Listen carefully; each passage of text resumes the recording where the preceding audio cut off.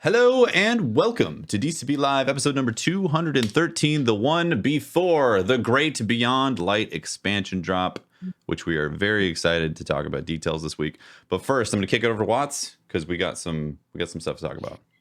Yes. So on Thursday, which was October 28th, there was a developer at Bungie. His name's Matt Findley, who his wife, and his kid watched their house completely burn down. And That's this was insane. it's gone. Everything is gone. Absolutely everything. Honestly, it was pretty lucky that they made it out. So of course this is during an election, during a pandemic, and then losing absolutely everything is heartbreaking. So Justin Truman, who is another developer at Bungie, put together a GoFundMe just to try and get them some type of funds to get back on their feet. So I'm going to be posting that in chat. And if you guys can contribute anything at all, that would be amazing. Because I can't even imagine how stressful that must be. Yeah, that's terrible. I'll put it in the YouTube link as well. Yeah, that would be great. But yeah, they lost everything, and he's the design director for Destiny's scenarios. So that's things like campaigns, Europa, and stuff like that. He's been at the company forever, and they just lost everything. It's heartbreaking. I'm glad everybody got out okay. Yeah, I mean, things can be replaced, but people can't. You know? Yeah, definitely. Yeah. It's I think it was close because the whole house is just gone. So I don't know the details on how the fire started or what happened exactly, but the whole thing is gone. Okay. So that's insane. Yeah, if you guys can contribute anything at all, that would be amazing. The community has already done so much. The fundraiser was put on GoFundMe with a goal of 5,000, and 30,000 has been raised. Wow. Oh boy. So, amazing. That's awesome. The Destiny community, man. Like anytime anyone falls on their ass or has any problems or needs charity efforts, the Destiny community is there all the time. Yeah. So that thank you guys. My wife, right when I met her, right when we started dating. Briar, Briar, 1 second before we keep going, there's definitely something going on with your audio. If you could just like disconnect from Discord and jump back in, hopefully that'll fix it. Definitely something crazy going on. As a California native, I was going to say that like the fire season stuff has been super scary. Like we've had a few times where we've had to like basically be prepared to leave in an instant because of winds.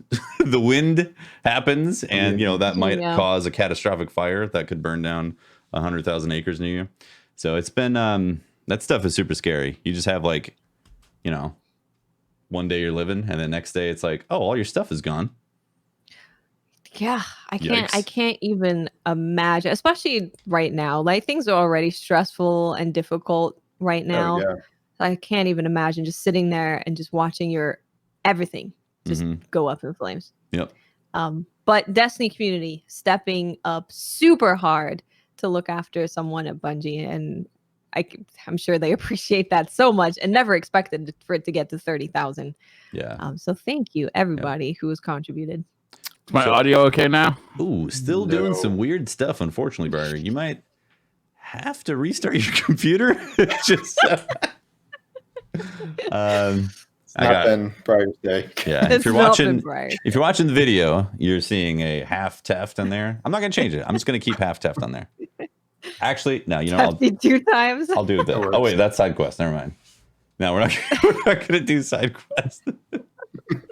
I could put. Oh, I could do. All right, we're gonna have a cameo here real quick while Briar is fixing this stuff. This is all due, I think, to Briar declaring victory over the presidency. And he declared victory, declaring that we cannot cook him. So this is our revolt back towards hashtag not my president. He must be cooked. I want to eat. Brian. Delicious prez, right? Those sweet president like ribs that Briar's going to be trying to enact the law of no cooking presidents, and I'm not about that. Oh my gosh, it's hilarious. How has the week been for you guys? Because obviously, if you're in the I guess in the entire world at this point, but like, for Americans, it has been an extremely stressful week, and it's still going in terms of stress. Not great. It's not great. How have you guys been like coping? Yeah, I mean, the night of was a mess, and like I went to bed really mad, but now things have kind of played out over 48 hours, and like Mhm. you kind of expect it to be this way with all the mail-ins and stuff, but like I've Yeah. literally been glued to CNN Yeah. all day, essentially. Like even I haven't opened another window now. It's so crazy. I mean, things seem to be trending positively, but it's sad that we are even, had to be in the situation in the first place. But I mean, we definitely knew that it was going to be like this, but everybody was prepping, saying, "Hey, mail-in ballots are going to make this election season seem extremely elongated." Here comes Briar. Let me take off the Predator. Any We luck? Yeah, you sound better. You just got to turn your camera. Hey, all right. Yep. But I was saying that, yeah, we knew that this was going to happen, but even then, it's still been an extremely stressful week, and I think for the world as well. I've had an urge to clean a lot. Cleaning is like it's a I've been thing drinking. where my wife says that. Yeah. it's a thing where you can clean up and get pretty quick satisfaction of like, oh, I was productive. Look at me go. So it's kind of a very easy way to get a positive emotion. Yes. So I was cleaning. I built a vanity table. That was fun. Nice. Building stuff is always Yeah. good. Yep. I you- ordered pancakes. Ordered DoorDash pancakes? Ordered. I did DoorDash pancakes. Are those good delivered? I don't know if that would They hold up. were, yeah. Yeah. So they sent all of the Very stuff moist separately. pancakes. So like Yeah. the syrup is everything's separate, and then they use something to keep it warm for a long time. So it was great. I didn't have to heat it up. It was tasty. Had a good time. Nice. That's Damn, great. maybe I'll try Yeah. that tomorrow. Sounds delicious. Or the pancakes. Yeah. Well, let's talk about some Destiny news, right? There's a Mhm. secret.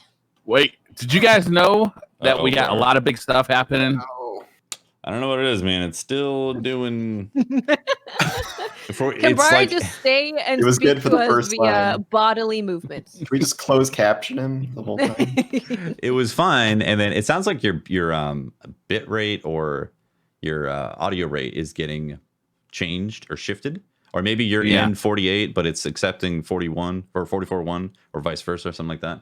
Listen Yeah. to the audio guy. He can fix it probably. It's what it sounds like. It sounds like it's dropping samples, or trying to like make up where the samples are, and so you're getting these clicks.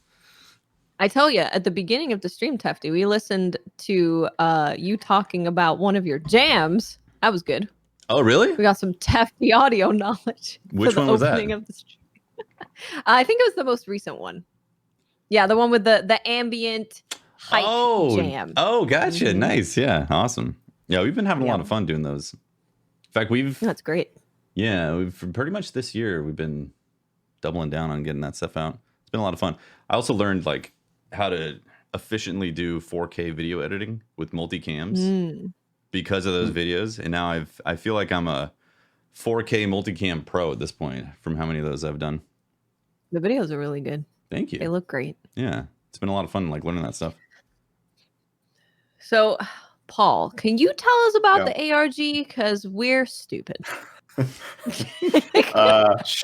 Sure, I will try. it's a little bit in flux right now.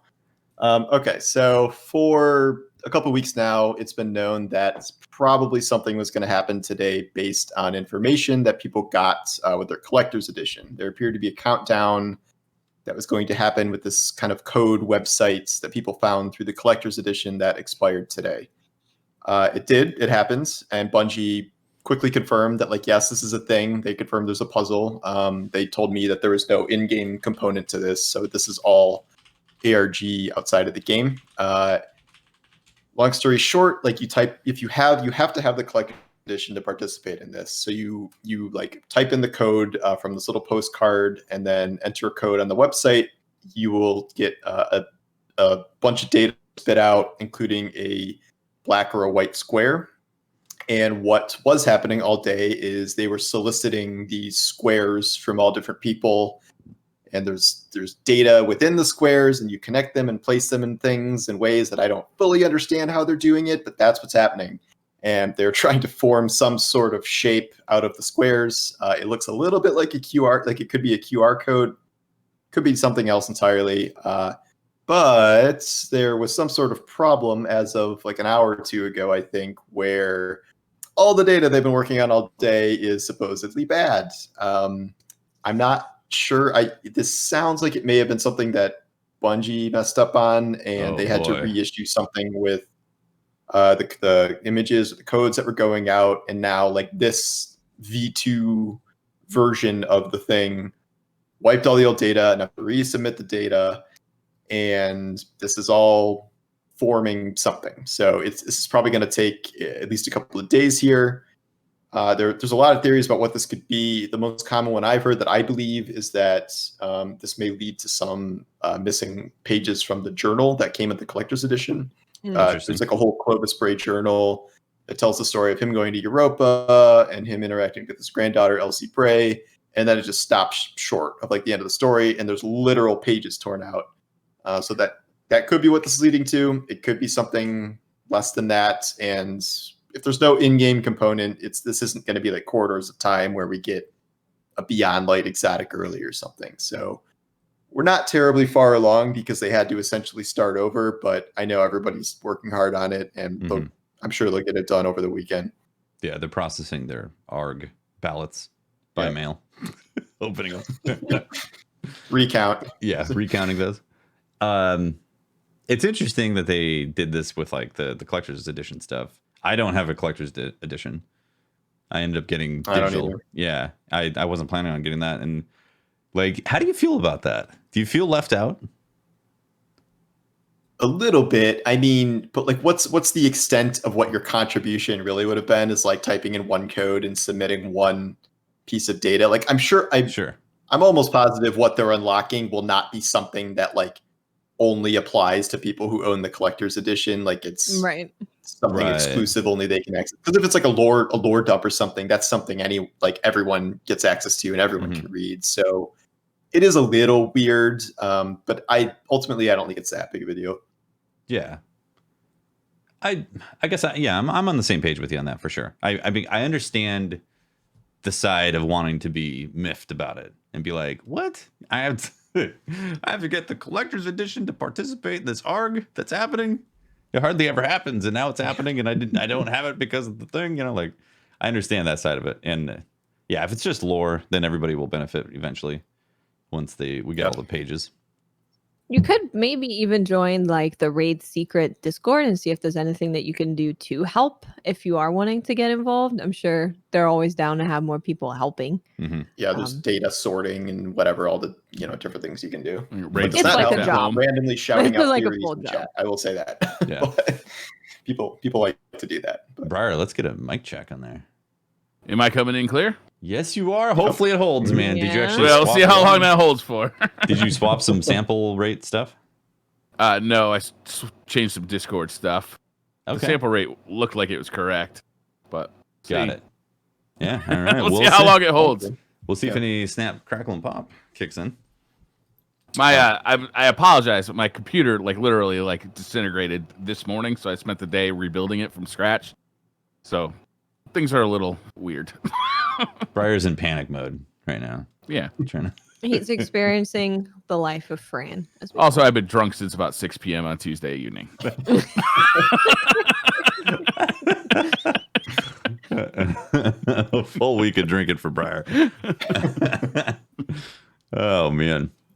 Where do we want to start? I guess, should we go TWAB right away? Or was there other stuff to talk about before the TWAB news? Oh, there's the email thing. The email thing / Luke Smith thing. Yes. The email thing / Luke Smith thing. Do you think this is tied to the ARG? My guess is no. No? I'm just going to guess no. It's possible, but if they don't solve the ARG in time, it gets auto-solved, right? Yeah. Autocomplete kicks in at I guess it could be a hint about it, but I'm leaning toward no. I think it might be unrelated and probably more tied to stuff that was in the collector's edition. Yeah. If you have no idea what the hell is happening, Luke Smith tweeted, "Is there an end of season event? We have a small event to close out Season of Arrivals. We wanted it to be a surprise, but an email accidentally mentioned it. It's nothing too crazy, just a little time to chill in the tower before the lights go out." So if you haven't seen the email, we should all technically have the email. If you haven't seen it, it might be under promotions or spam or something like that. No, I'm super curious and I have to go look. Yeah, let's go check. But yeah, it's basically just telling us about an event, because we know that the servers are going down for a while. So this Yeah. is kind of just like a time for us to get together and hang out before that happens. So the email said, which clearly it was not supposed to say, be sure to catch the finale of the season and see the conclusion before Beyond Light releases. For more information on what is coming, read the new This Week at Bungie now. And of course, This Week at Bungie does not mention the event at all. So that got some wires crossed there. So when does the game go down? It goes down the day before, right, or the night before? Gonna be a rough We're losing audio you week. a little prior. All right, I'm gonna. Okay, Briar, I'll say this before you go. Your video is also laggy, so maybe there's something else going on besides just the audio, because when it kicks in, you start lagging as well. Mm-hmm. All right, we got to bring back the Predator. Yeah. Poor It is- Briar. actually, hold up. Should we have something else? You know what? Let's all have a little blue suede shoes. All right. Blue suede shoes. Yeah, Elvis. Yes. Yeah, that's unfortunate. Briar's That is having unfortunate. technical difficulties. So yeah, So, end of thing. yeah. So like when I saw that, I thought tying the ARG into the end event could definitely be a possibility. I mean, I could also see it not being connected at all, like, because of people having to solve it. But I could also see Bungie just saying like it's a little bit of the thing and then connected with the stuff. Like, do you think we're gonna see like a full-on explosion of all the planets that are going bye-bye? Based on the tone of this, I am expecting something smaller than the Almighty event, because he seems like he's trying to undersell it a little bit. It is something in the tower, so this goes along with my theory that this might be the Traveler healing itself, because we have seen in many promotional things that the Traveler is not cracked anymore when Beyond Light hits. Right. So it could literally be like 20 seconds of the Traveler just like reassembling all its pieces together or something. Everyone is reading a whole lot into the capitalization of lights. I don't know. If there's any way you could interpret that, but this does sound like it's something that'll be pretty close to when servers are going down. And then earlier today, before any of this happened, people kept pinging me with the schedule of like the server shutdown, where sometime like around dinner time, like Eastern, you may have to like get booted and download some sort of small update. And people were thinking that might be the live event. So it might start, that could trigger something then, which would be around the afternoon or moving towards the evening.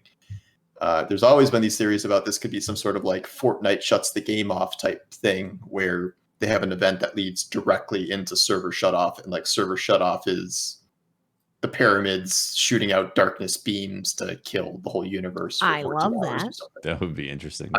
That sounds pretty That would big. be very though. cool. That would be a little a little ambitious, I would guess, past maybe what they can do, but How they're trying to We'll pitch see. it sounds a little big yeah. from what it could be. Yeah. Yeah, because they're going to do like a 14-hour downtime maintenance before Beyond Light launches, right? Yeah. I mean, and then we have to reinstall the entire game. So We do? yeah, it's The full install base? yeah. I didn't read. Well, it's reducing the size to like 70 gigs or something for most platforms, I think. Okay. Down from 100 something. So That's good. and like Yeah. a way they're implementing some of their new backend stuff, it requires re-downloading the whole thing Yeah. essentially. Mm-hmm. I'm a little nervous this is going to end up causing some sort of unforeseen issues on actual launch day, just because it's such a massive change. It's got to, right? Like We'll there's see, yeah. too many moving components for something not to get screwed up. Like there could be someone's install base that just for some reason won't complete because of the transfer. Who knows what Telesto is going to do? I mean, Telesto's anyone's guess.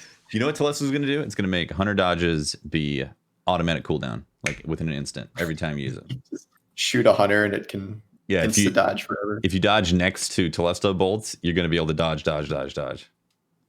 You heard it here first in DCP, guys. This information is in the TWAB, but I can go over it now, seeing as it's what we're talking about. But just to let you guys know how next Monday is going to go across the platforms. So November 9th at 3:30 p.m. Pacific, all the times will be Pacific, background maintenance will begin. 4 p.m. Pacific, in preparation for downtime, players will be removed from activities and required to download a small update. At 6:50 p.m., sign on for Destiny 2 will be disabled.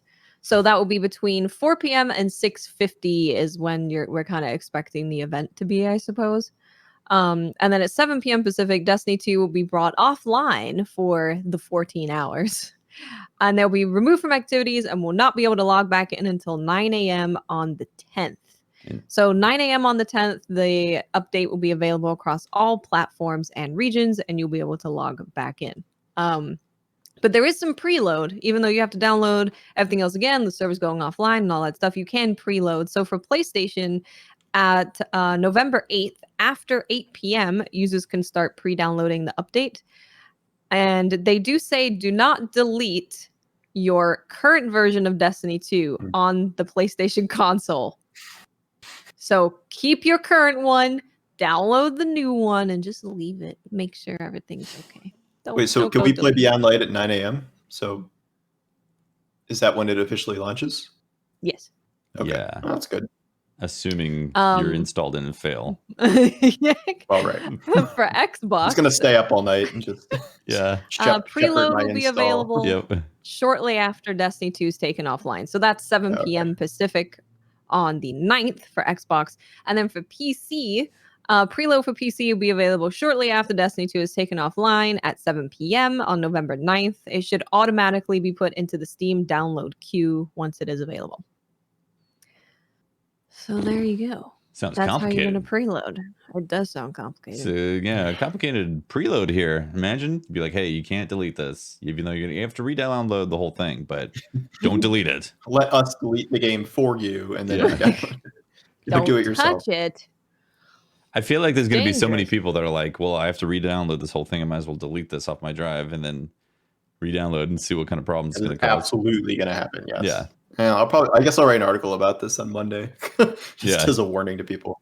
Be like, these are the recommended guides for how you need a guide for installing Beyond Light.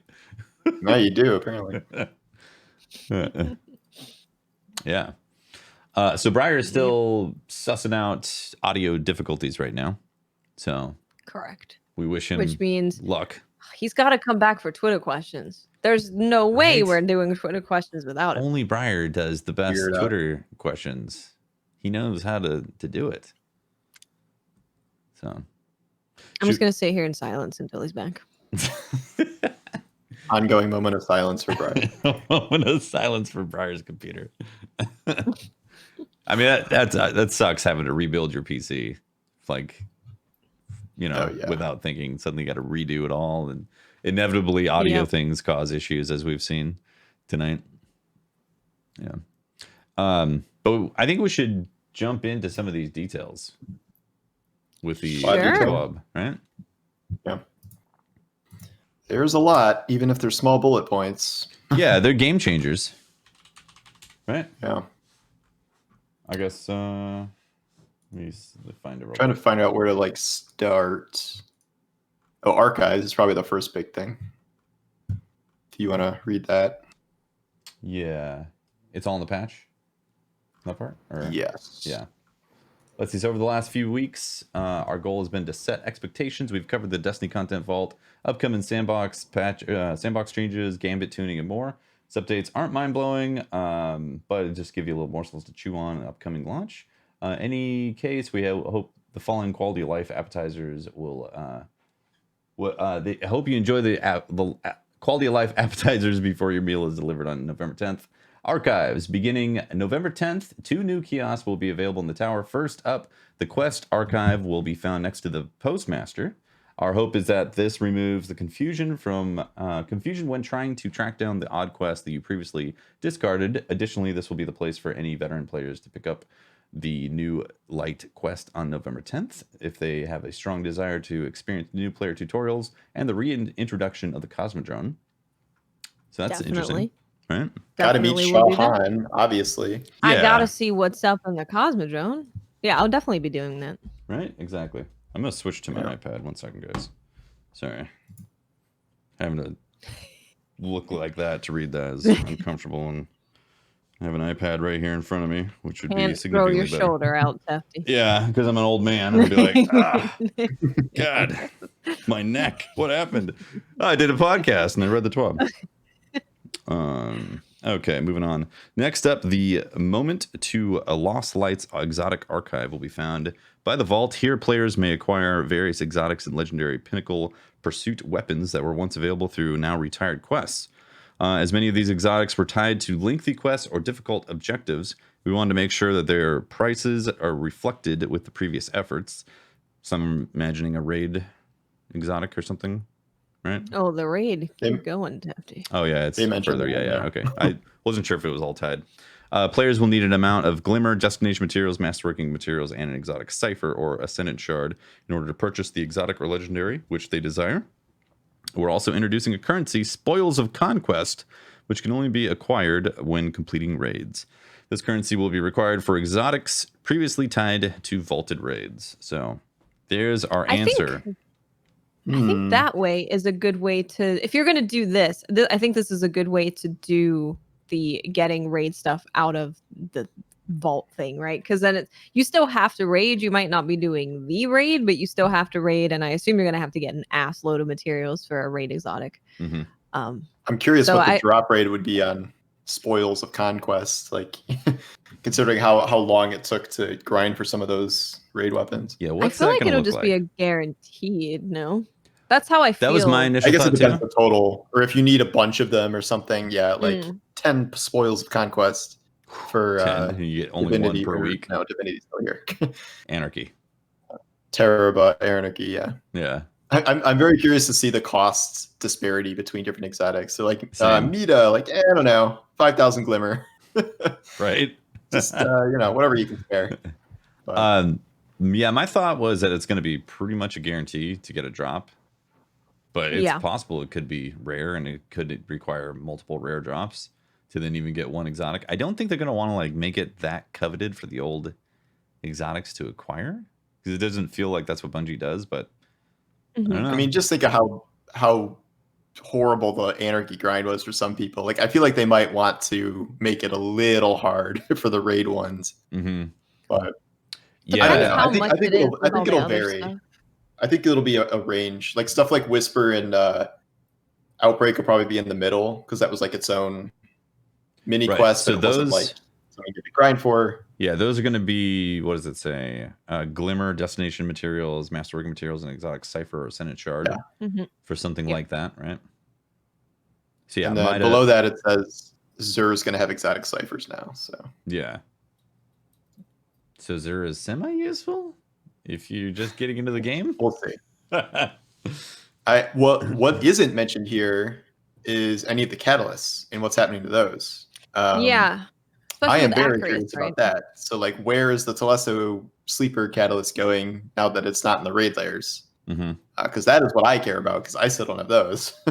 Yeah, same. I never decided to go in. I'm and be hoping like, they just make them grinding world those. drops, but I would also pay Ascendant shards for any of those catalysts. I hope it's a world drop personally. I really like seeing stuff like that drop in the wild and be like, oh, I got the catalyst. It's Same. cool. Yeah. Yeah, I do too. Yeah, it's always fun. Although that way. they might not do it till later because they have to rewrite some of those catalyst things to begin with. Like the whole sleeper catalyst is like tied to Mars in a way that you can't really change. Right, to upgrade it, to fully realize it and unlock it. I don't know if that's going to be something they have done already or not. Yeah, True. Yeah, it's going to be a lot of change.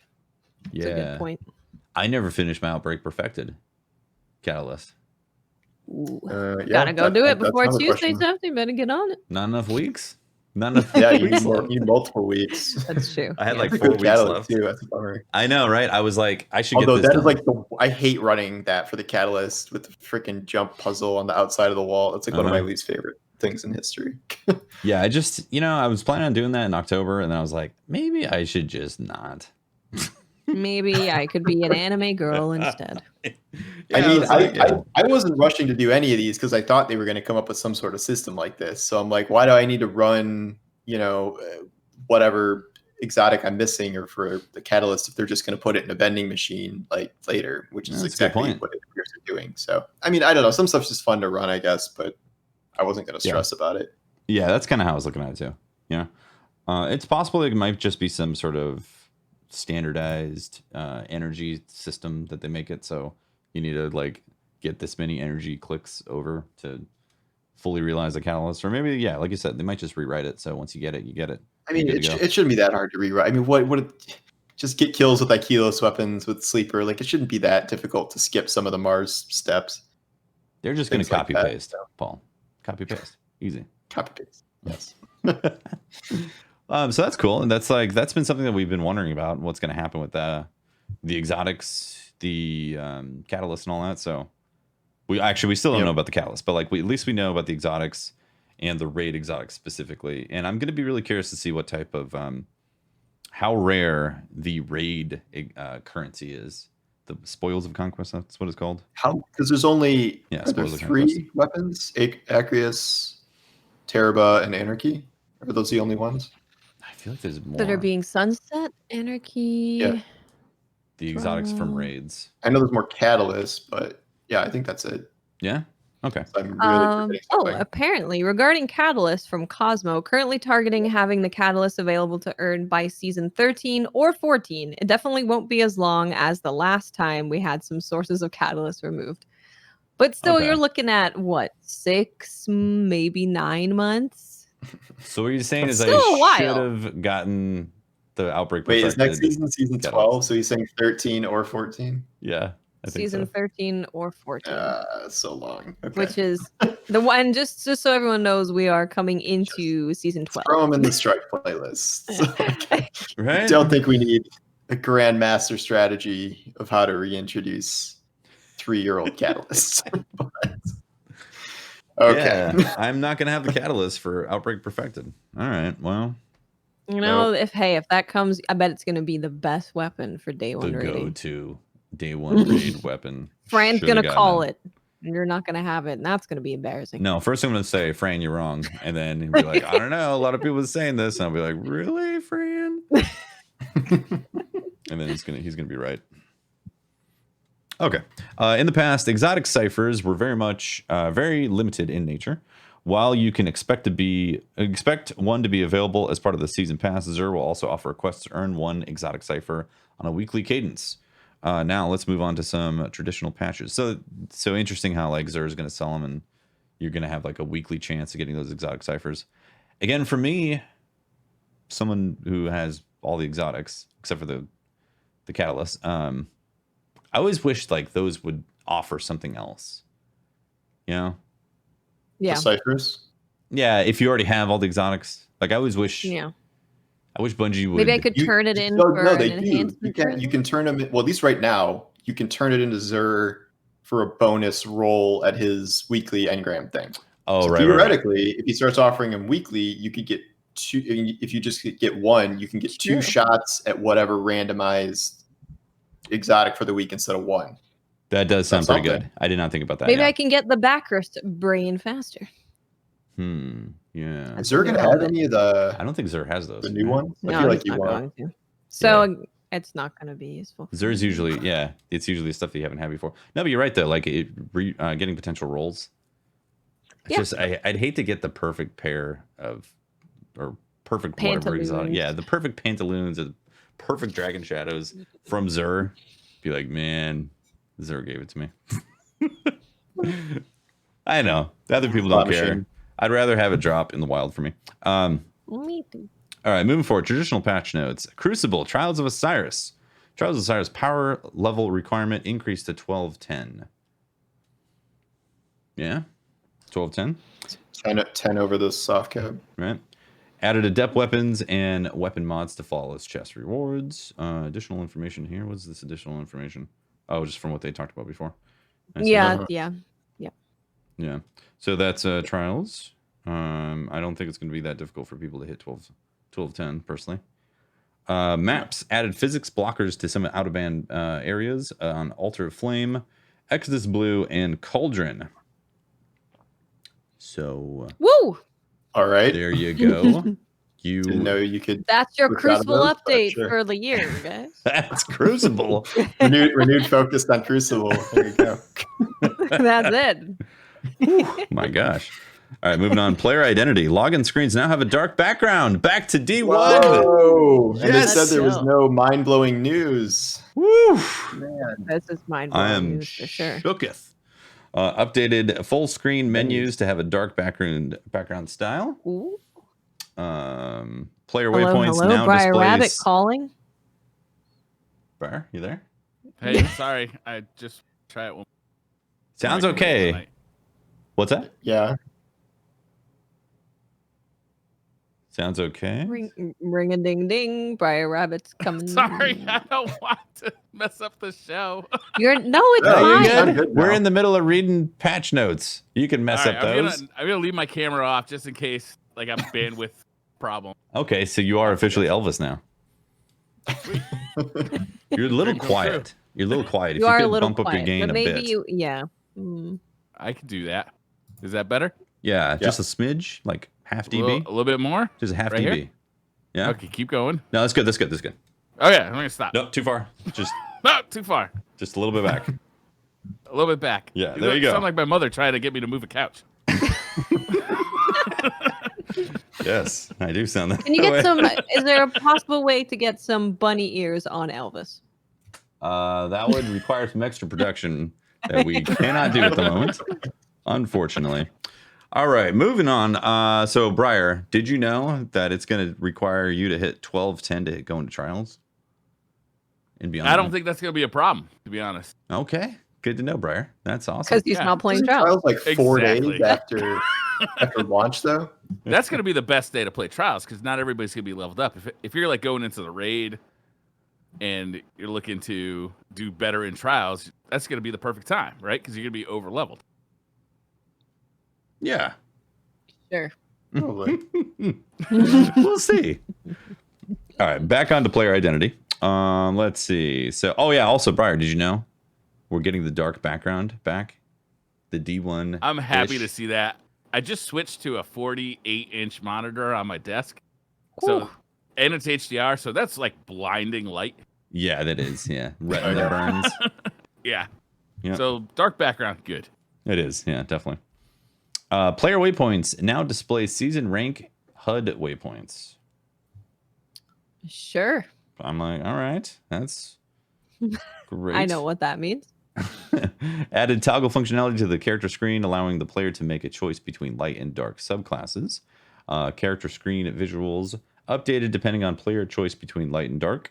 I had someone on Twitter point out to me that it says subclasses with light and dark. Yep. Oh yeah, they're definitely Just adding confirmed new that, didn't he? subclasses. Yeah, we know that. They're adding new dark subclasses. eventually. How are we gonna have 6 elements? That's wild. That's like Genshin Impact. Please, I would love 6 elements. I'm even shield matching alone. I'm curious how that's gonna work. But Well, one of them can be hot sauce, right? Mhm. The hot sauce element. I keep hearing poison, and then the other one I heard was nightmare. Oh, yeah. Interesting. Red and green. Red and green, huh? Mhm. Cool. Yeah. I feel like it's a natural progression. So, but I don't think it's going to be happening this year. I think it's going to take an entire year to get the next. I thought it'd be each subclass. expansion, right? I Yeah. mean, poison, Yeah, I would poison assume for so. Witch Queen.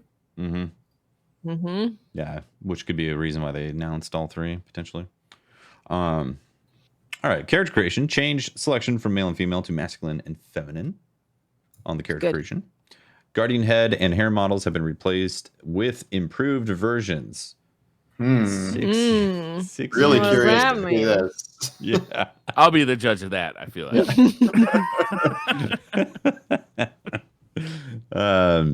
Let's see. Several color swatches have been changed to better represent the applied color. All right. Players' previous Can I- head hold up. selections are still used. Wow. Amazing. Cannot believe We this. can't edit yet.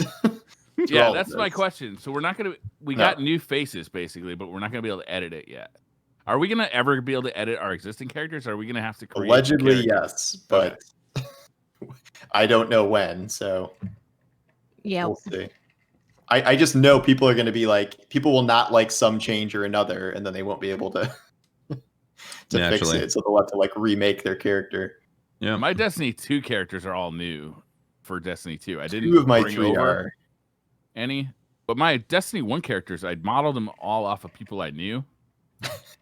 So I kind You of know a lot of robots. No. All right, and now they got a miscellaneous section. So if that wasn't already miscellaneous details, we're going into miscellaneous here.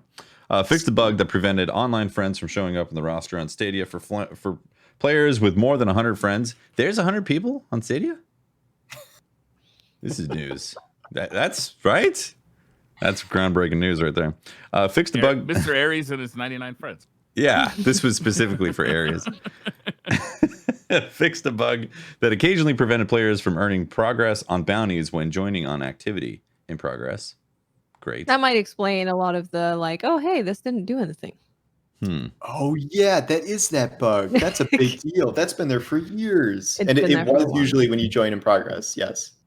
That's crazy. I didn't even see that. Speaking of long-standing bugs, this most noticeably impacted Iron Banner bounties and could cause players to have their artifact power bonus enabled during Iron Banner matches. That's another one. Yep, that sure did happen. That was annoying when that happened.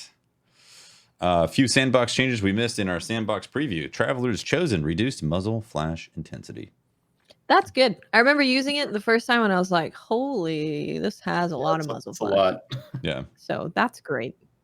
Point of the stag, increased point of the stag's max power level to 1310. Okay. What did that do? Give it a season? Yeah, right? Extra season? I That don't means know. it's not getting sunset. Great. Yeah. Divinity fixed a bug that prevented some weapons from dealing precision damage to the Divinity cage. For example, Ariana's Vow. Oh yeah, That's good. that was a thing. And then Hunter's Dodge. It's Just fine. preparing. Moving on. I'm just preparing for the. Increased Hunter's Dodge cooldown by a few seconds. Oh, so it gets faster? I could do it more often? For example, tier That's 4. Old cooldown was 22 seconds. New cooldown, 26 seconds. 4 additional seconds. See, now, how does it work with all the different tiers, though? Yeah, is Right? it 4 at every tier, or does it That's what I'm saying. scale Like, down? I don't know. Is it for everywhere? Is it? The way Some it's type worded of makes me think it's going to be percentage? proportional, depending on how much you expect into it. Yeah, maybe. Who Otherwise, they would have said +4 seconds, right? Yeah. who do I tweet at with my angry complaints? Pope Bear? Mm. At Pope Bear? Pope Bear. Listen here, goddammit. You know, this is fine because as a Warlock main and a purveyor of fine Warlock arts, I'm extremely happy that those damn hunters get what's coming to them, you know, with your flipping, flopping, I dodging mean, back and reloading. listen, I assume this is purely because hunters could roll around on the floor and freeze people, and they had a helmet that allowed them to teleport. So I assume that they were like, Yeah. this is a little too much. And that's probably why. Hunters were It's, too yeah, awesome. it's got to be related to new stuff. Yeah, you know, Bungie I just guess. loves hunters way too much. Don't you agree? So they got to nerf them down on the ground. I feel like they always get nerfed, right? It's like, I don't know. Maybe it's just because I play Hunt. I'm just. You salty about this, Briar? Yeah, they nerfed Night Stalker. They nerfed. Well, they didn't. They have not nerfed Top Tree Dawnblade yet. I'm would they? hoping it's because I could freeze them out of the sky and then they crash to the floor and shatter like a pathetic pigeon. That would be amazing. And I would be so hurt as a Warlock man to watch that happen. Man. I would select a very good emote for watching it happen. Popcorn? Popcorn's good. Maybe grab a chair. Oh, grab a chair and watch them drop? Yeah. Mm-hmm. I like that. Yeah, I do wonder what tier 10 is going to look like, you know? And also, so one thing about this increased dodge is that it could just be that they're lengthening a whole bunch of things for a lot of different classes to make just feel like there's more variation for the RPG aspect of it. Because I don't know, like I hear you talking about because of the freeze stuff that they might be adjusting it because of that, but that means it would affect all the other subclasses. Well, I think it's a combination of Hunter Dodge being very, very strong for a long while now, plus also new things, making it even stronger if they didn't change it at all. So that's The way I the see truth it Hunter's is- still on a face, but Maybe this kind of opens it up to having a reason to use 6 Coyote now, where you're like, the dodge is really important to me, so I want 2 of them. So we'll see how it ends up feeling. Honestly, I don't even know how I'm going to feel about it until I play with it, because you at this point you are definitely used to having your dodge at a certain point. So I don't know if I'm going to be like, oh, I would normally have my dodge by now, and this feels really, really bad, or if it's kind of not that big of a If deal. it's 4 seconds across the board, I am definitely going to notice that. That's insane. Oh yeah. there is huge nothing event. worse than like reaching for your dodge and it not being there. It just is like the worst, one of the worst feelings in the game. Yeah, I'm it's a pretty strange sure feeling. if I look at my Hunter right now, I'm running 6 Coyote. There you go. I've always been running Dragon Briar's Shadows. ahead of the curve. Yeah, I personally been running Dragon Shadows because I just like the fact that you dodge, get the reload, and then it's convenient, obviously. But if that gets nerfed, then I don't know. We'll see. All right, moving on. Anti-champion mods. Anti-barrier rounds will now penetrate Taken Phalanx shields. I think that's fantastic and should have been there from the beginning. Good job, Bungie. Really happy It's that's probably a bug. there. Oh, really? You think? Yeah, probably was. Probably. All anti-champion mods have been shifted to armor rather than taking a weapon mod slot. So this is huge. That is great. That is Huge. huge. How often are we like, well, exotics are just completely useless in champion content because you can't put anything on them to deal with champions. Now you can take your exotics in with you. So good. Yeah, it makes a lot more So, sense. to I me. mean, they did that this season with Yeah. the pulse rifle mod, and they're like, "Oh, that works." So now they're doing it with everything. I mean, it's a middle ground because it's not like every exotic is going to have a dedicated anti-champion thing now, which is what some people were hoping for. Like they would just start assigning them things. It'll still be related to the season, Right. but you might have like all autos and all scouts, like for a whole season, including exotics, be anti-champion now, which is a significant step up from before. We'll see if it affects things like shotguns and snipers and more So, heavy weapons, because there are not as many anti-champion mods on those usually. I think we had a swords one that was like overload swords. That's the only one I can really think of. So are you saying that it's going to be like that type of mod, but only you equip it on your arms or something? I believe so. Yeah. Like the pulse rifle one works now. So it'll be like gives your pulse rifles unstoppable. But next time it'll be like gives your sidearms overload. So then you can use Traveler's Chosen, which will have overload, but it doesn't give it a mod slot, which would create all these other problems for balancing exotics. And also, as an added bonus, you now no longer have to take the mods you like off your legendary weapons, which is That's fantastic because I hated doing that. That was very annoying. So Yeah, it was. maybe not as big of a deal as the exotics, but that's still pretty important. Yeah, overall great. I feel like it opens up quite a bit. I wonder if they're going to shift it around a little bit though, like maybe even do kinetic energy heavy type of thing for stripping shields or whatever. Maybe, yeah. But it would make sense Like, if they just. What are you saying, Tefty? Like, your armor, like if you have a chest armor that would have that on it, then it would say, then any heavy weapon has anti-champion. Yeah, exactly. Okay. So or like all kinetic weapons can are anti-barrier. Works. But I'd I think be a little Paul's. surprised if they did that because it's so broad, but Yeah. they haven't really done that broad before. Yeah, I think the way you're saying, Maybe. Paul, sounds a lot more Mhm. likely to what it's going to be. I don't think they're going to make a huge change to it. I mean, well, that's already significant, but beyond that, It will be if it's on 2 or 3 types of weapons. That's still like dozen plus exotics depending on what it is. So Mhm. it'll be a big deal. Yep. Let's see. Orbs of light have been changed to orbs of power, as they can now be consumed by light and dark subclasses. Go. Orbs I'm of never going to power. call it Yeah, that. we saw that in the trailers. Yeah, Yeah. or some of the 3D footage. How many orbs of power did you make? Where are they? Show me where your orbs of power are. People just call them orbs usually, don't they? No one's out here saying like orbs of lights in full. Yeah. Right? Do I Oh, say yeah, orb like of that. light? It's so weird to have to stop and think about that. Why would you say the whole thing? I don't Like, yeah, I know. made Maybe I was orbs. specifying between the other 20 ball objects in the game. Yeah. There's Orbs a lot on of me. orb-related things in Destiny. To be fair. There are. I made some orbs by this night. Yeah, I think it's just orbs. Although lately, a lot more triangle things too, so they're branching out. Mm-hmm. That's true. Moats, pyramids, lots of things. Yeah. All right, before we end our note patch preview, we do want to call out the collectors among you who have been taken about the impending removal of expired ramen coupons from your inventories. If you didn't know, your ramen coupon, if you've been saving it, is going away. We know this one stings a bit. It's a byproduct of us cleaning up inventory systems and doing general maintenance. We want to provide a parting gift. Before those coupons are tossed into the bin, these coupons can't be redeemed for spicy ramen, but they can decorate your desktop. So they give you a nice spicy It's a nice ramen coupon. image, actually. I like it. It looks cool. Okay, It's just a bunch of coupons, but I mean the image looks cool. This Here's- is just here's the question I another have. example of Bungie taking stuff away from me. I was gonna go there too. I'm sick of it. I understand that this is not actually a big deal, but I am very confused about this because they just introduced this collectibles tab into the collection system, which is where the new mysterious Ascendant Lens went. And like it just, you get it and then you can dismantle it, but then Ascendant Lens sits in the collectibles tab. So like, why have a collectibles tab if you can't put something like the ramen coupon in that? Like that seems like that would be exactly where that kind of thing would go, unless this whole system has some new purpose that we don't fully understand yet.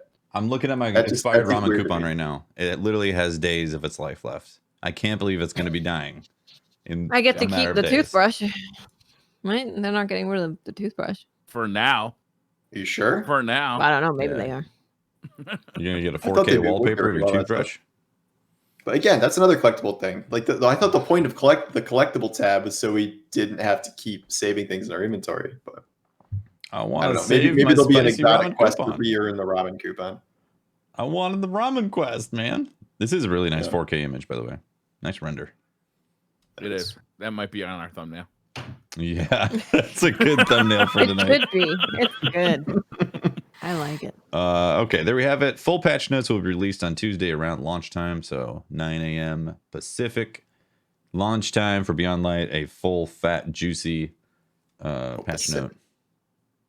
And there's a bunch of stuff being added to the Bungie store.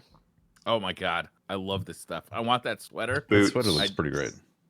Yeah, if I order that sweater, do you guys think I get it by Christmas? I think you're gonna get it in June of next year. Yeah. That's right when you need it. I want that sweater. Yeah. That sweater's great. It's an absolutely perfect holiday sweater, but it's like, Destiny themed. Yeah. Awesome. It's awesome in all the worst ways. It is. I know. I saw that too, and I was like, man, that'd be awesome. Then I'm like, I never get anything from Bungie faster than 2 months. Like I got the Black Lives Matter and the Pride pin last week, and I ordered those in June. I got my Pride pin like a week after I ordered it. Or no, that's not. I got it quick, but I got my Black Lives Matter pin like just last week. Yeah. Yep. Maybe everybody finally got them, but like I had also ordered shirts around that same time that I didn't get until late August. So you're not gonna get this sweater. No, last year I ordered my kids stuff. I think it was in November. It might have been October, and it didn't come till February. It was supposed to be a Christmas present. Mm-hmm. Yeah, but sounds about right. Whatever. Save the following year. I mean, Bungie's core competency. This is not what I need out of them, to be honest with you. Yeah, not the Amazon, store. Right? They got when some. I do get stuff though, it's always high quality. Oh yeah, I have two definitely. Bungie mugs. Oh yeah. And they're both my favorite mugs. I have a travel mug that has a silicone top on it, and I have a regular coffee mug, and they're my two favorite mugs. And It's not the fact that it's Destiny branded; it's just they're fucking awesome mugs. Their stuff is really, really well made. All of it is really well done. Mm-hmm. So Yeah, they do a good job selecting who they're getting at. Definitely high quality. All right, so new stuff. And a record. Did you see they're now vinyl? Yeah. What specifically is that vinyl? I didn't look. I think it's the Destiny 2 Music soundtrack. of Destiny Volume something. Damn, I'm gonna have to be buying I that. don't know how many volumes are up Right? to. Let's be throwing that on my my record player in June of next year. Right? Yeah, it looks cool. I like it. I'm always interested in new Bungie apparel and stuff. Yeah, and that's a figurine of the what's his name? The Drifter. Yeah, thank you. Mhm. What's his name? The fellow Briar Gambiteer. forgets Little everyone's known name. Destiny character, Bob. the Drifter. I've named him Bob. His name is Bob. Billiam. Bob the Drifter. All right, starting November 9th, upgrade your arsenal of collectibles and gifts at the Bungie Store with new exclusive products and free in-game emblems with purchase, including the Destiny 2 Beyond Light original soundtrack. Yeah, I'm gonna have to pick up that. That looks dope. Absolutely. Yep. Yeah. I still have the Destiny 1 soundtrack like in MP3 form on my phone. And it's actually fun to listen to. The original, the first Destiny. I think it came with the Taken King, maybe. Nice. Is it not on But that's- Spotify? No, it is on It might Spotify. I be. play it all the time on Yeah, Spotify. it's a good listen. It is. Yeah, that music's fantastic. I mean, The all tone of all, Destiny music has changed a lot, but it's still awesome. Mm-hmm. Yeah, there's definitely a lot more electronic elements that have been introduced over the years. For when you Yeah. go back and listen, it was a lot more orchestral stuff in Destiny 1 It was, soundtrack. yeah. And then they've slowly incorporated more and more kind of like electronic elements, which I like both. There's definitely something super nostalgic though when you listen to D1 music, like the tower music when you fly in, and it's got the chimes. I can't remember exactly what it is. That sparkle that like when you fly in, and it's just there's magic. There's a specific There is type of magic. magic listening to that soundtrack. Yeah, Yeah. it's real Yeah. good. Mm-hmm. All of it's Yeah. Nostalgia. That's what it is. So there's some, they show the emblems here. Are they all Cosmic Alignment available from the 9th until the 4th of December? So 9th of November to the 4th of December. Then Between Stars available the 9th to the 9th of February, November 9th to February 9th. Then Shattered Harmony available from November 9th until, well, with purchase of Destiny 2 Beyond Light original soundtrack. So you get some geometric looking emblems there.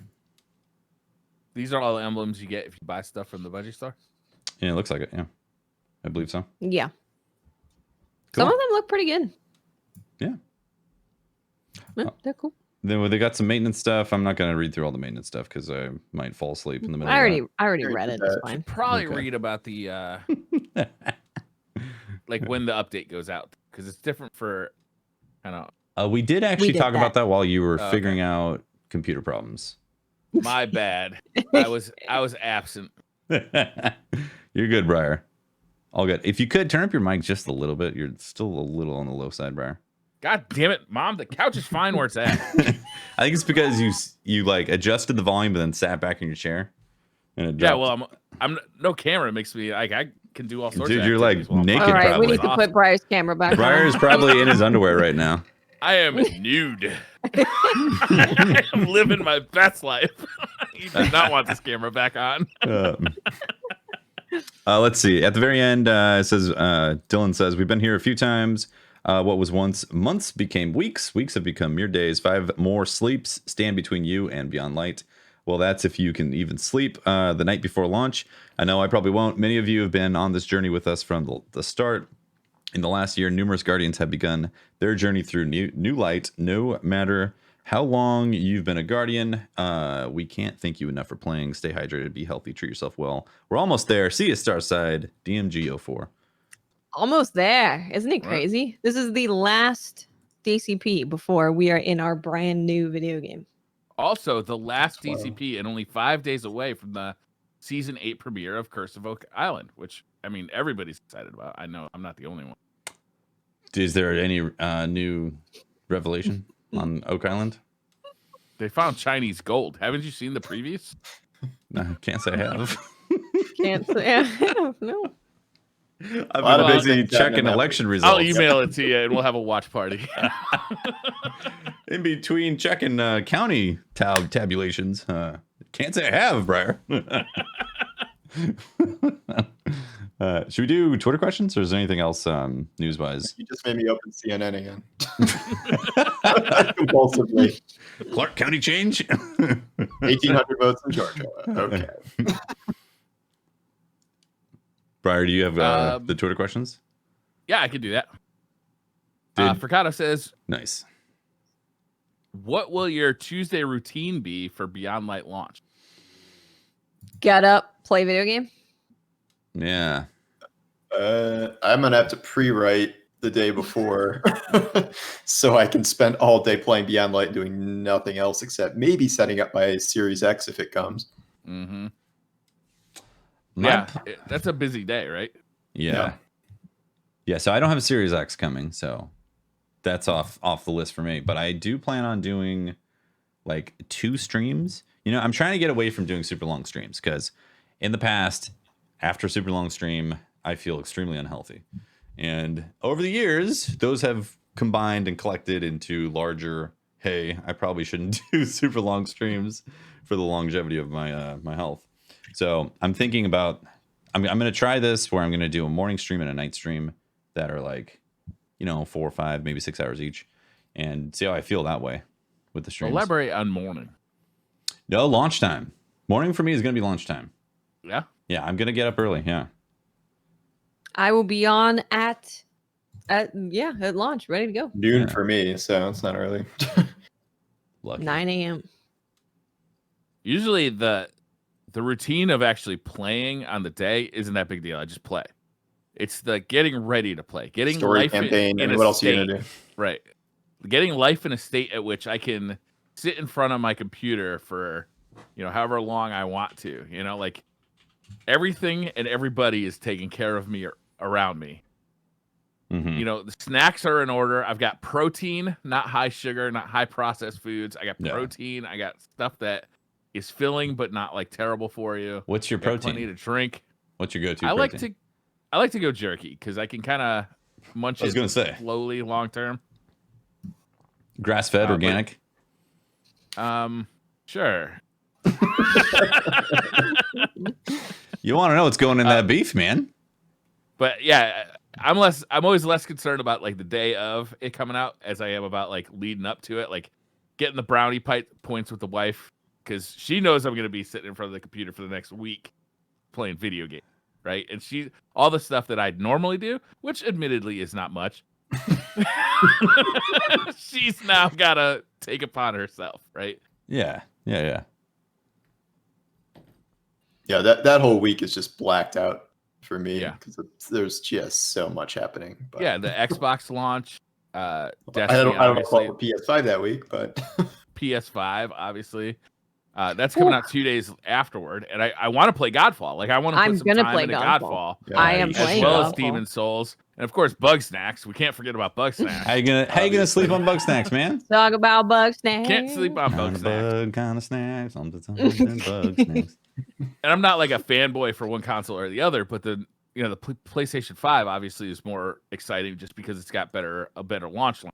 Well, they're launching with a lot of really strong Spider-Man. titles. But here's the thing that I'm really excited about for the PS5 is I want to feel what a hammer feels like versus a sword versus whatever on the haptic controller on the PS5. Mm-hmm. Yeah. Like, And they have absolutely confirmed that it has been designed with that controller. So some Godfall. tingle. You talking about Godfall? I'm talking. Yeah, I want some Godfall. tingle in my hands. I want to be like, whoa, this is something else. Yeah.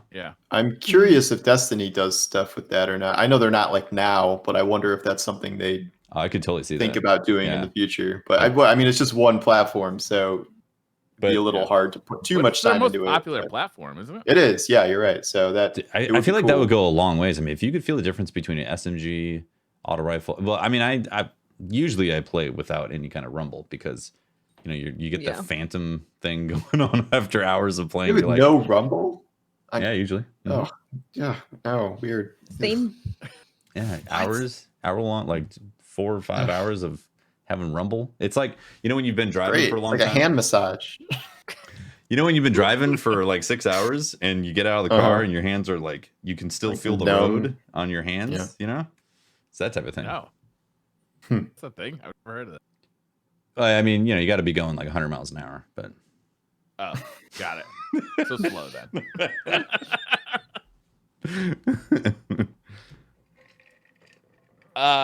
Soured Outlook says, what is your prediction for any unannounced weapon tuning? Do you think we've seen the extent of the patch notes already? No, there'll be something day of, right?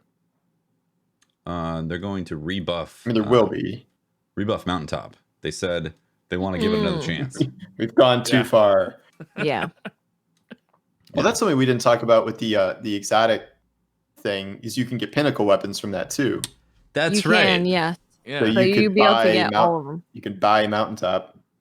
Mm-hmm. Oh, That'll be fun. I missed that Heartbreaking. conversation because I was fixing my computer. Did you guys talk about the economy of that at all? Like how fast will one raid token equal one exotic weapon out of that? Yeah, we were Yeah. wondering. I thought it'd be more like 10 raid tokens.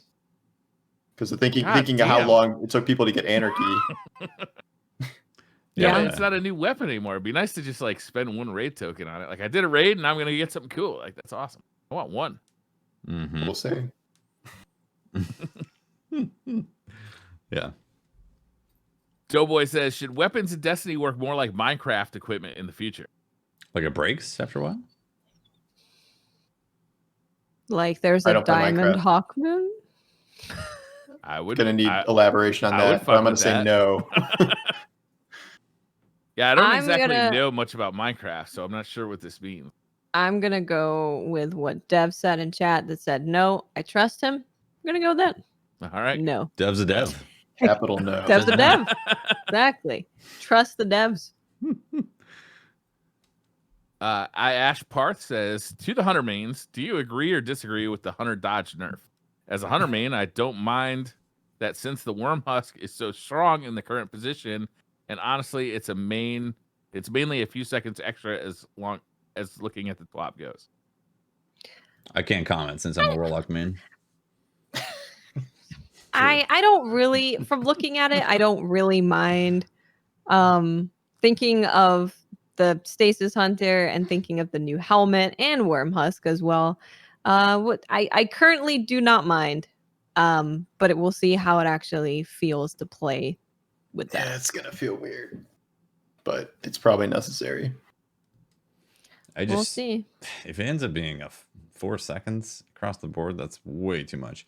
Even at like the top, if full tier 10, if it still adds like a full 2 seconds to it, like I'm gonna notice that. It'll add at least 2 at tier 10, I bet. Yeah. I'm gonna notice that cooldown. I don't think I'll know it. I have it like Doughboy as a says- memory of when my dodge is ready. Yeah. Doughboy says, should and when will G-Horn return? With That's a good the question. new Taco Bell special. Oh, man. Totally. Right? The Get a golden throwback. G-Horn with your Gordita Crunch. Yeah. Win a PS5 with a giant G horn. Blast your enemies with a Baja Blast. Well, see, the problem right now is we've already had the Galahorn come back at one point, and it was an awesome quest. Yeah, it was Right? good. Yeah. Yeah. They're gonna do that again, and if they do it again, are they gonna like make a completely new narrative that makes us forget, just like we forgot that we were Iron Lords before? It's coming for sure. Like, it's definitely I coming. mean, I could see it. If they did it, it would have to be something probably on the scale of like a 0 hour to make it, worth the while, or like a corridors of time Mm-hmm. reward kind of thing, like something very elaborate. But I also didn't like how they did it like the last time in it was yeah? Rise of Iron, right? Where Where I you like made the it. quest. I didn't like how it was part of the marketing for the expansion, where it was like I agree. half Rise of Iron, like half like Galahorn's back in black, baby. Like I didn't. It felt really like commercialized, and like that isn't how it should come back when it does come back. Like, and I get it. It's a selling point and it's an iconic weapon, so like I kind of understand why they did that. I don't think that was the best marketing plan for them. Yeah, I Yeah. agree with you on that, because it was such a Same. like a keystone of like the D1 experience. Getting Galahorn to drop, it was like, oh my god, and then they brought it back as marketing. So Yeah, I feel like Because they've gone it's that already way got ever one. since, though. You know? What, bringing stuff back to Destiny 2 from Destiny 1? No, just using the best stuff as the marketing stuff in the Yeah. videos and all They're that. doing it with no time to explain Yeah. right now. Mhm. Like, True. so it's, I don't know. It's not as bad for no time to explain, I don't think, but Did I don't love that as a philosophy in general. Yeah. Do you have to pre-order to get no time No. to explain, or you just get it No, right just when get you log in? Or soon. Yeah. Otherwise, I'm betting it'll drop, or there'll be some mini quest for it, or you'll get it in the campaign. I don't know. you got to beat the raid 300 times. Yeah. 300 times, yes. Zachary K says, "Do you see there being a?" Okay, we actually get this question every week. We answered it like probably 2 months ago, so I've been skipping it, but I'm going to ask it again. Zachary K says, "Do you see there being a backlash regarding stasis powers in PvP? One of the most annoying things in games is getting frozen and being helpless while enemies attack you. How do you see this playing out in the PvP community?" Yeah. People will be mad because people are mad at literally everything unless it's a hand cannon and a shotgun and everything is neutered. Yeah. So, yes, people Technically will be correct. mad. People who only play PvP are definitely going to be pissed off over stasis. Yes. Mm-hmm. It's just a fact. That's just the way it's going to be. Aurora Clash says, question for everyone. What are you most excited for in Beyond? Honestly, storms. It's something I wasn't like super excited about, but then like if you think about when you're in like a snowy planet, right? And you get that experience of a storm and the type of sounds that you have, and it kind of blocks out all the other sound around you, just hear the wind. And I'm just really excited to experience the first storm on Europa, not be able to see anything, but just little glints of like a gun from an enemy. And I think that's just going to be a really awesome experience the first time you experience it. Mm-hmm. It's going to be good. So I'm excited for that experience because I know Bungie's going to knock it out of the park with sound design and world design. Yeah, so I'm excited. 60 FPS Storm. Coming to I think PlayStation 5 the and Xbox raid, 4. but not like from a gameplay perspective, like mostly from a story perspective, like Yeah. because I've always been fascinated by the Deepstone Crypt, and I've been waiting for it to show up forever. So to finally go into that for an entire raid and figure out all the bosses and all the significance of everything, and probably getting lore from that. I'm really excited for that aspect of it. Like the Clovis Bray Journal is like one of the coolest things I've read in Destiny in a long time. So if this channels any of that in the actual game, that to me is probably the most exciting part of it. Even if I'm not probably going to be doing it day one. Mm-hmm. Yeah, I feel you definitely on that. And to change things up a little bit on the answer, I think for me, exploring Europa is going to be great because I always really enjoy when they add a brand new area. And with the Bungie touch of design, it was always just incredible. So good. Yeah, it's incredible to explore those environments. Yeah. For me, it's always just the experience of looking at something new, like getting a new campaign, exploring a new area. That's it for me. This time we're getting a lot of new. We're getting a new campaign, we're getting a new area, and we're getting new subclasses. So like right off the bat, we're gonna be doing a bunch of new stuff, and that's gonna be fun. Yeah, because I mean, think about it. Last year was the moon, and like, so it's been 2 years since we've had like a fully new area. And like, yeah, they added a lot to the moon, but it was still the moon. Yeah. So this is more, even if it's not as big as Forsaken, it's still a brand new area for the first time in a long while. Yeah, as cool as the moon is, it's still the moon, and it's a gray landmass. And again, it does have some cool stuff in there with the cracks and all that, so don't get me wrong on that, but it's still like the moon was probably one of my least favorites in D1, just because I was like, I'd rather hang out in Cosmodrome or Venus. Well, and they also said that they're guaranteeing now that the next 2 expansions will also have a new zone in addition to whatever they bring back. That's awesome. So that's great. I mean, we could literally be staring at a new zone and like the Dreadnought coming back next time. Like that's cool. Very promising. That is very exciting. Felipe BT says, "What's your favorite raid mechanic?"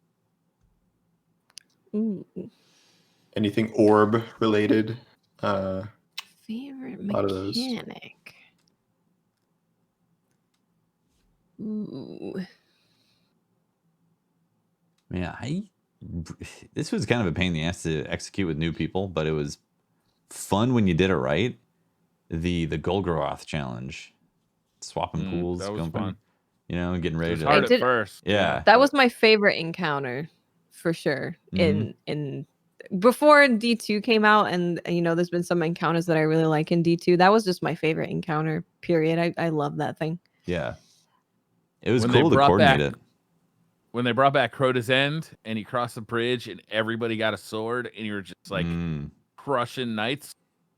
That was It wasn't hard. Like, it wasn't a hard raid mechanic, but it was a mechanic, and it was the most giggles per minute that I've ever had in a raid.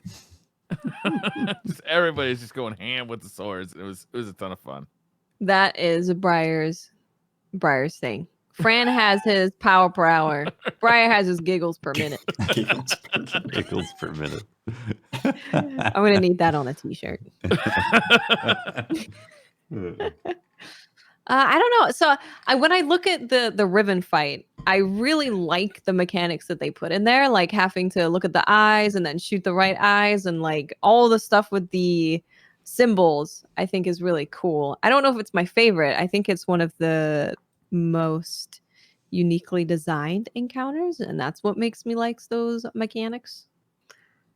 Riven itself. I don't know what amazing. The whole I don't know what my favorite actual just mechanic is. Gotta be tethering, and just tethering that always worked exactly as intended, and rebuilding those Tethering is platforms. great. Just lovely. Building platforms. Can I ask you your least favorite? Like, what's everybody's least favorite? Mine would be the Gorgon maze, because I always had one asshole in the team who just could not get through it. Was it you? Brian? Yeah, I'm like, what the hell, Brian? That sounds like you, man. Can't see your face, so I don't know, you know.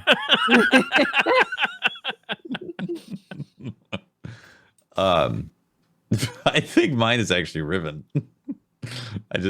I felt like there was just too much stuff. There's a lot, yeah. It was like doing taxes. Got to make sure everything's all set up. Make sure these eyes are shot, and okay, we're good. And it was like cool to do it the first couple times. After that, I was like, I don't want to do that encounter properly again. That might be the first encounter that I've consistently skipped, like, throughout the life of the raid. Like, once that exploit was found where you could kind of hide in the wall and skip most of it. Yeah. You know, I don't love the boss fight for Garden of Salvation. I don't get a feeling of like, this is cool and I'm having fun. I'm kind of just doing it because I need to do it to finish the raid. Is it because we never built platforms? It's that. It's definitely that. It's so anti-platform every time we played it. Building platforms is for chumps. I didn't come here to be into construction. Weird. I came here to shoot stuff. The tether mechanic was definitely tethering and moats, and like the tethering and the moats, and then like the platforms disappearing and kind of trying to squeeze on a tiny little thing is annoying. Yeah. Also, it'd be so easy for someone to accidentally jump into the tether path, and then it just screws everything up. You're like, get out of there, get out of there, and like, yeah, we're trying to unlock it. Yeah. Yeah, I'm not crazy about that. I'm sorry, I lost my place. The Skyline Show says, with there being a weird small update on Monday at 4 p.m. that requires people to log in again, do you think there will be a live event in the 2-hour window before downtime actually starts? Yes, there will be. Yes, we do. Did we cover that when you were gone, Bray? Maybe. Yeah. But also, yes. It was also probably asked before the Luke Smith tweet. It probably was. Probably, yeah. Scott Turner says, how long do you guys think the Cosmodrome will stay in the game? Do you think it will have a year-long life cycle, like seasonal content, or do you think it will be longer? Thanks. Love the show. That's a good question. You think they're going to? I think it'll stay. Yeah, but I mean, they have the DCV now. It's the core of the new light experience now, so they'd have to do a whole new light thing again if they took it out. Right. Yep. So didn't think about that. And they're going to make it bigger in time. Like over the course of this year, I think they're adding the rest that's missing. They adding the Plague Lands later? No, not Plague Lands. Like the other D1 stuff that's missing. Like the full Cosmodrome is not coming in Beyond Light. It's like 40% of it. Like, I did not know I that. think like Rocket Guards and stuff is not in it. Really? But then they're adding the two strikes and like later in the year, and then more real estate. I don't know when or if Plague Lands are ever coming. My guess is probably no. But Interesting. I actually didn't know that. yeah. Okay. A little disappointed about that. Be nice to have the whole Cosmodrome there. Go roll around, grab some spin metal. Absolutely. But they do have the DCV now, so it's possible things that they do introduce is going to get vaulted like 2 or 3 years later. I feel like EDZ is going to get vaulted before Cosmodrome, but could be. I won't think miss about how the much space EDZ. that'll save. All right. I won't miss the EDZ at all. Yeah, I'm kind of over the EDZ at this point. Tyler Andrew Zelness says, how many raid completions, aka spoils of conquest, would you say it should take for people to get old vaulted raid exotic? So 1. Paul, you were Well, saying I said 10, you but everyone said 10, that was right? too high. So maybe I'll knock it down to 5. I'm gonna go with a solid 3. Yeah, I think 3. Okay. I think 1. I think Briar says he means he would like 1. what if One it's a is what- super rare drop, Briar? One- You're not guaranteed to get it. It's been super rare for 2 years. I'm ready to just get it. I think 3. Just hook a brother up. If it's a guaranteed drop, 3. If it's a rare drop, then 1. I think it'll be guaranteed, I would imagine. The spoils of a Well, if conquest. it's guaranteed, you're going to build those up really quick Mm-hmm. for avid raiders. Yeah, but some people like have a hard time just doing 1 raid. And like Yeah. avid raiders are going to have all this shit anyway. Yeah, I exactly. guess that's true. I'm going in there like, cool, I got my spoils. Now what? This is the thing. I always prefer if they add something for when you do have the full collection. Yeah. Like just What do you mean? something. Oh, like you have all the exotics, like here's Yeah, now it what, gives you an emblem. No, not emblem, but like something that can turn into extra drops, like maybe another exotic engram from it. Oh, I see what you mean. Yeah. Yeah, I mean, I think this is a mechanic that's meant people who didn't get it the first time around. Probably don't raid that often. That's why they don't have it the first time. So Yeah, but then you have to balance that with the Destiny community of like, I did 89 runs and to get my anarchy, like how can this person just get it after 1 random raid? because he did 89 runs too and didn't get it. Now he only has to do 1 and he gets it. Yeah. Well, that won't be everybody, but yeah. What if you only did like 3 runs to get anarchy? Yeah, what if you did nothing? What if you're a new light player and you do 1 raid and you get anarchy? Awesome. Look Which check out, I don't welcome care to the about. game. People will complain I think about it's that, is what fine. I'm saying. I think it's fine Those because are the people that you block on Twitter. I think it's fine because they didn't get to experience that raid and have the experience of seeing it drop. So Yeah, that's a good they're point. missing out Yeah. on that awesome experience. They are missing out on the big experience. Mhm. It's true. Be My Minion says, has anyone run a poll to see how many people are switching from playing Destiny 2 on PlayStation over to Xbox based purely on the fact that Beyond Light and presumably future expansions will be on the Game Pass? I ask because a number of my clan numbers are doing just that. That'd Interesting. be an interesting poll to do. Yeah, I'm gonna do it Do right it. now. cool. And then we'll give you I'll report in by the end of the show. Yeah, we'll do a report in. I will find whenever retweet I talk about the Xbox or the PlayStation in the Destiny community, it's far like it's heavy on the PlayStation side, right? I think Yeah, because definitely. a lot of people got started on the PlayStation or they moved from the Xbox One over to the PlayStation 4 because of the exotics in Destiny 1. It's just like it's a heavily PlayStation community. It's moving more toward the PC in Destiny 2. But the Xbox kind of has always gotten the short end of the stick. Yeah. So it's nice that they're getting Beyond Light, or it's nice that they're getting Game Pass Beyond Light. Yeah. I mean, free Destiny, that's nice. Yeah. I wonder how many, like, All right. Poll is live. Go vote. Okay, I'm gonna retweet it. Get the retweets going. I don't know if I really fully thought through all that wording, but hopefully it's good enough.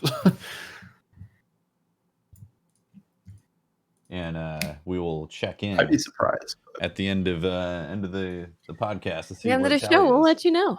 Yeah. Because for me, it's like the people I play with would have to switch too, Exactly. because there's still not. That's what's Yeah. more important. Yeah, Yeah, I And feel I like don't that's see them all the doing biggest that, so. hurdle is that are your friends or the people you raid with all the time also switching?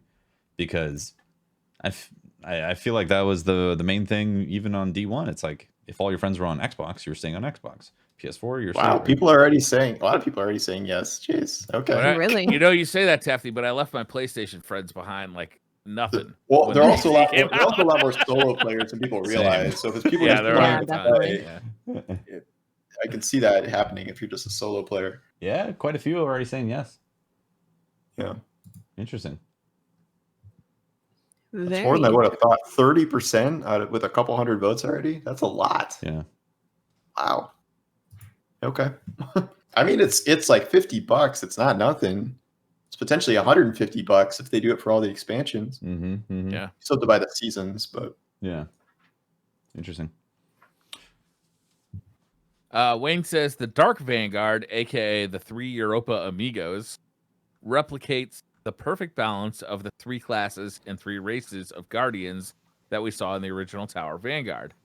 How soon do you think we'll get a replacement Exo Hunter to join Vala and Ikora, and who could it be?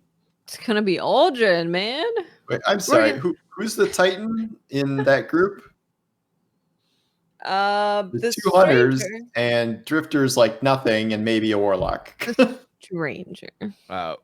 His name is Bob. Bob the drifter. Mm-hmm. Eris is a hunter. Isn't the stranger a hunter? The stranger's It's nothing. an all hunter crew. The stranger don't know. is technically Stranger the and drifter stranger. are essentially Not a nothing. Guardian. Yeah. Yeah, she's not a No, guardian. He's not a guardian. She wasn't blessed by the light.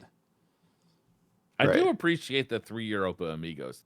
That works. Yeah, that was good. Wait, does Drifter even have stasis powers? I didn't see him actually using stasis powers. He's got the I've power never really seen the Drifter of- do anything. Now that I'm thinking about He's got it. the power of persuasion. Yeah, he talks Taken into Yeah. threatening people. That's about it. I think that they're setting it up so that Aldrin he's just about to become the Hunter Vanguard. During the ceremony, it's gonna be like a Star Wars ceremony, like at the end of the A New Hope, where they're getting their medals. You know, there's a big crowd, and we would just walk up behind him and shoot him in the back of the head, and we're like, "Had it coming," and everyone's like, "Yeah, he did." And he just resonates. So. Yeah, guardian down. Yeah. High Impact says, since Aldrin was killed and has been resurrected as Crow, does that mean he is now a completely new person, or is he now is he Mara's stepbro, or do we consider this blood relation? Asking for a friend. No, he's a new person, right? Where are we going with this? Oh, a little Some fan fiction that has been Started off risque like an material. innocent question, but He's a new person. Yeah, technically he has no memory. Right? technically, yes, be a new person. So is it incest? Is he has sex with Mara? Hmm. Isn't she in the spirit world or something? You wouldn't know. Biologically, The yes. ascendant realm? So that's where it counts. In the eyes of the law. In the eyes of the law, probably.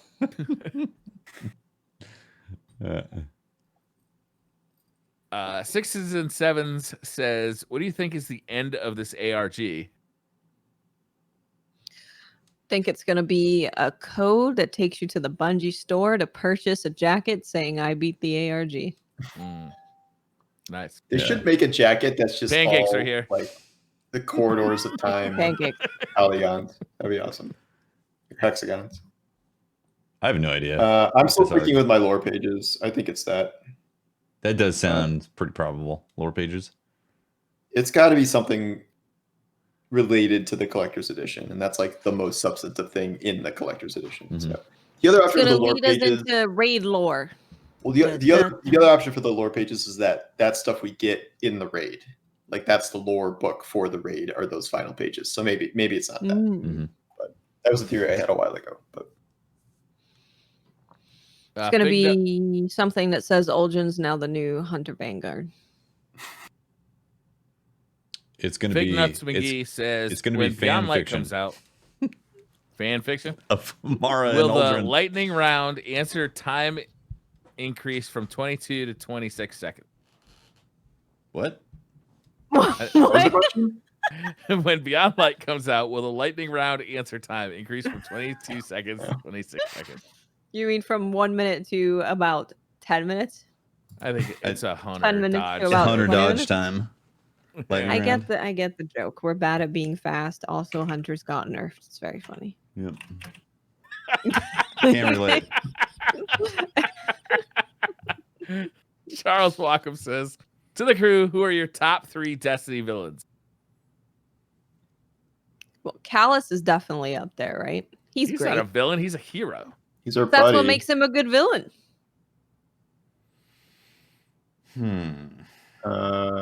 Randall. Good answer. Yeah, Randall. Randall, definitely. I would have said the Drifter like a year ago before they like had to prove he was good. Like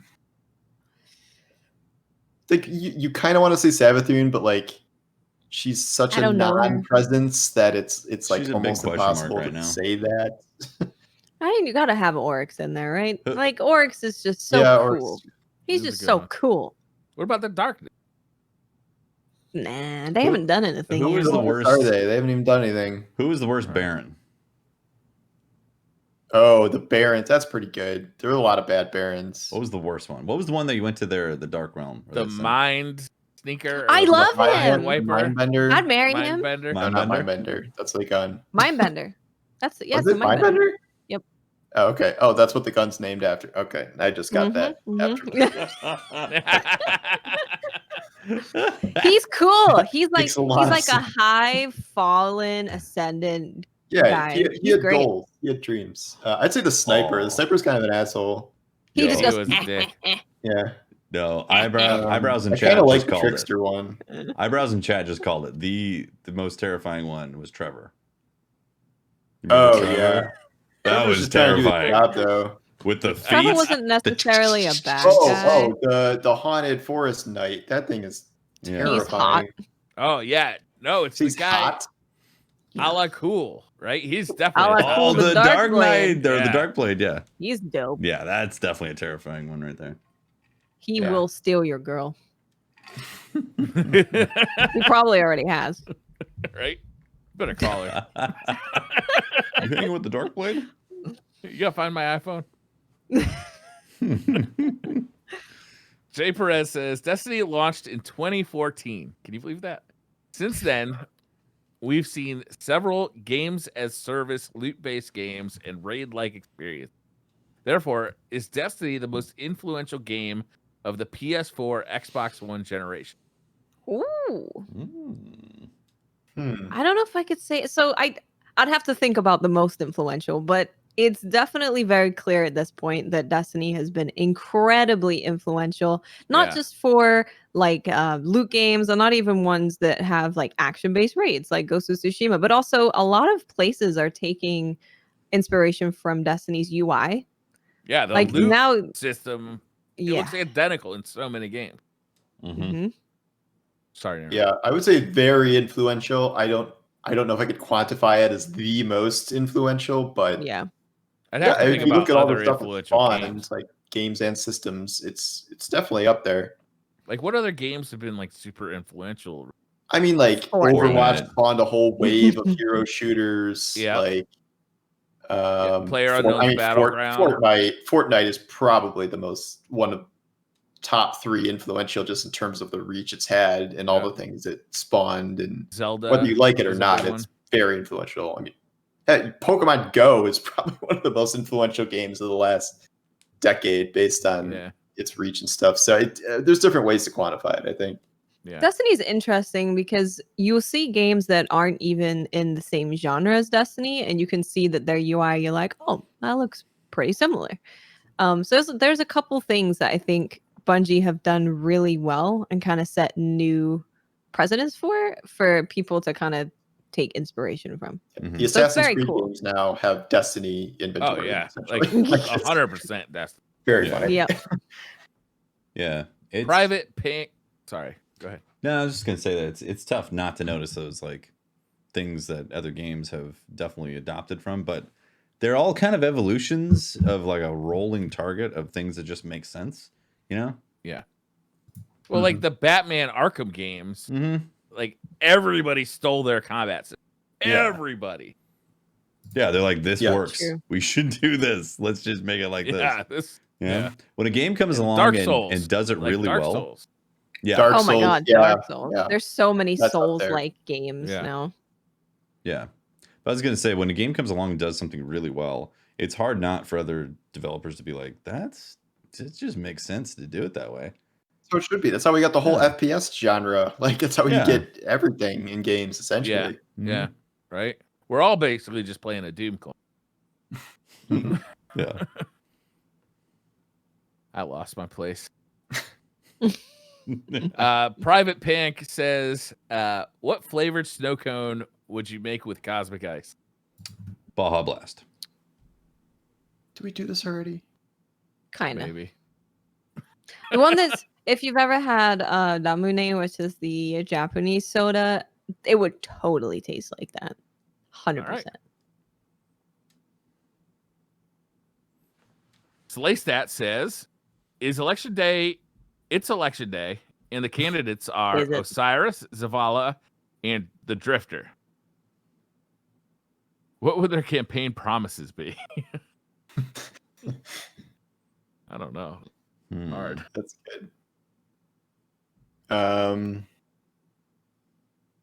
Osiris would see all the best possible futures and pick the right timeline for the country. I mean, That's a I think strong that's argument. pretty- yeah. I can kind of see all the futures, so, you know. The Drifter's up to hijinks. I don't know if I really want that. I think He's his all about, like, campaign- anarchy and freedom, maybe. I think he wants The everybody Drifter to would gamble. use Make the a point. presidency to pump money into his various moat-making enterprises. I think he'd make a campaign of wanting to turn everything into Las Vegas. Zavala would raise our taxes. Zavala would be fiscally conservative and invest in infrastructure and Vote Osiris 2020. very boring things. I mean, Osiris wins this. Yeah. Shanksopotamos says PlayStation announced that the PS5 will not support native 1440p. How disappointing is that for monitor using console gamers? I know we're only a small minority of players. Please use a scale of weekly eating briar questions to Fran's tether placement.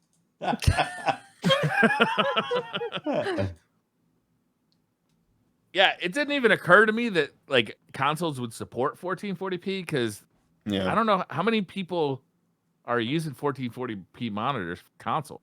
I would Very, think very few. Really? No, I think a lot would. Really? I mean, Absolutely. if you are using it for console, but I think it's a small percentage overall, which is why they didn't care to bother supporting it. I think a lot would be, I'm going to use this monitor as my PC monitor and my console monitor. Yeah. Yeah. Because it's I either think going to go in the you- living a room. lot would be there. It's either going to go in the living room or it's But going to go no console into has your supported it rig. before. Yeah, but we're now looking at like 120 FPS. New era. Yeah, new Yeah. era. I don't know. Like I wouldn't have suspected it, but it would have been nice. It's not too bad. Like they could still support it, right? Like it's not too late. You'd think, Send a right? letter. Yeah. Just patch it in later. It's fine. It'd be nice. The other thing is then games have to support it, and then games have to make developers have to make a lot of decisions when they come to the new consoles, right? It's kind of like the PS4 Pro and the Xbox One X, where they had to decide, all right, do we want to target resolution? Do we want to hit that 4K number? Do we want to go for frame rate?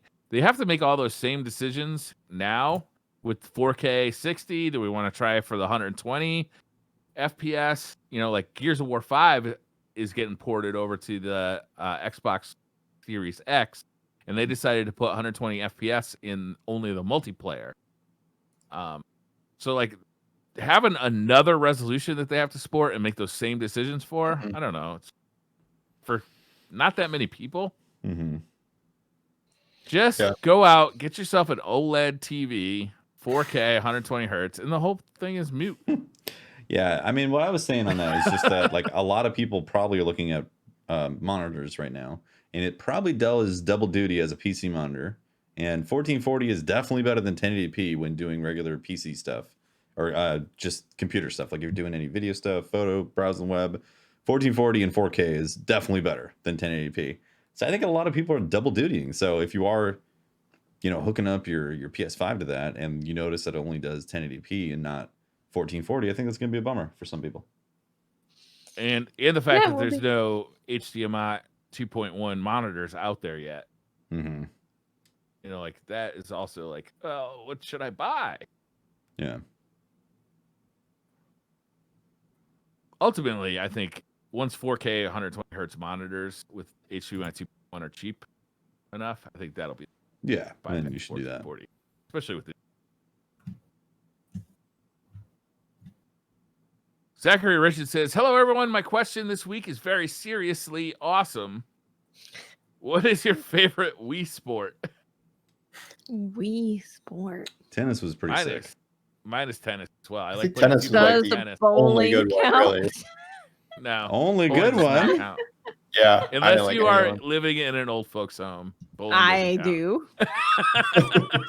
Bowling was fun too. I liked a lot of them, but I always felt like Memes and I would get highly competitive over tennis, and count. Tennis, you could work a sweat up. yeah, it was great having the competition. Hovis says, with the launch of the next-gen consoles and the sheer amount of games coming out, what will you be trying to focus on with Beyond Light Prep? What will be next on your list of games? Much love. Hope you're all keeping well. Godfall.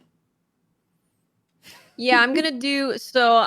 My current plan, subject to change and potentially me dying. So we have the 10th, gonna obviously play Destiny all day. That's Destiny Day. They have a full day. It's great. The 11th is the Genshin update, which I do definitely want to check out for the new story and all that stuff. So I'm gonna do Genshin for like, I don't know, 4 hours, Destiny for like 4 hours. The next day is Godfall and PlayStation 5 and everything. But I'm just focusing on Godfall. Demon Souls is going to have to wait, unfortunately. You're picking up your PlayStation 5 at a store, too, so you don't even have to wait to get it delivered, right? Yeah, we have a slot at Best Buy for like early morning. So I'm going to go there, get the console, set it up, and then I'm going to be downloading and installing Godfall while we're streaming Destiny. So we're going to stream Destiny. You got a real plan going. Man. For a few hours. And then we're going to switch to Godfall for a few hours. And then I'm just going to do a mixture of all the video games with some variation of. What about Bug Snacks? What about Bug Snacks? Wait, can we do the podcast? How are you going to not mention Bug Snacks? Jesus. Can we do the podcast live from inside Bug Snacks? Kind of bug. Kind of snack. It's going to I be like like that idea. What if we just have side quests be like an hour of us playing the same game that launched and us live reviewing said video game? Maybe. Yes. Yeah, my plan. I was going to say my plan is I'm going to do a launch stream for Beyond Light, and then an evening stream, and then the same thing on Wednesday, and then Thursday PS5. Get that. I want to go straight into Godfall and see if it hooks me. Because honestly, I don't know if it's going to hook me. I'm that's the TBD thing, right right? now. Huge question mark. Yeah. That's the thing. Like, best case scenario, you found another game that's awesome and dope to play. That's great. Worst case scenario, you can say, it's not really my thing early, and then, maybe load up Demon Souls or load up Spider-Man or Bug Snacks. I don't really want to like the full-on $100 edition of Godfall too, like with all the like. Oh wow. For me, I don't want to jump into Demon Souls or Spider-Man yet, because I know what happens if I play the first hour or two and then drop it for 2 weeks. It's going to be very difficult for me to come back to it. Yeah. Excitedly, like I want to have the first everything ready to be able to go straight 4 or 5 hours, experience the first 4 or 5 hours unbroken, uninterrupted. The first thing like obviously, day of the 10th, first thing I'm gonna do is watch the newest episode of Curse of Oak Island. Right, that's number one priority. Second priority is to play Beyond Light. When the Xbox shows up, it's getting delivered, so I'm assuming it's not going to show up till the evening anyway. So I'll probably like unpack that thing and fuck around on it, but there's no real like exclusives that I'm like super looking forward to Yeah. that are coming out on that thing. So like actually the two games I want to check out the most is Geometry Wars Evolved, which came out for the Xbox 360. And I just want to see that in 4K because apparently it runs at 4K. And I think that'd be dope. And then Priorities, right? also an Xbox game, Panzer Dragon, Orta, which apparently got an excellent patch for the Xbox One X. Huh. But then it's gonna be all beyond like Valhalla. I'll probably check out. Like I am super not high on Ubisoft right now, and like that's really tamping. Otherwise, I'd be super excited for that game because I've loved the last two Assassin's Creed games. I love Viking stuff, you know, like that's just interesting. Mm-hmm. But it's just this like Ubisoft like bad juju that's kind of keeping me from. Yeah, I'm kind of feeling the same way. That's why I'm like, if I do play Valhalla, it's probably not going to be until late December, maybe next year. Yeah, and then on Thursday when the PlayStation 5 launches, kind of same deal. It's going to be Beyond Light mostly until I get that PlayStation 5, and then it's Godfall. And I'm not waiting on Demon Souls. I can't wait to check that game out. I just want to see the graphical blender that game is displaying, like in the trailers. Like I can't wait to see that. And then I want to check out. I also want to mess around with some 4K 120 hertz games on this new TV because that's like why wouldn't you? Super exciting. You bought the cables, right?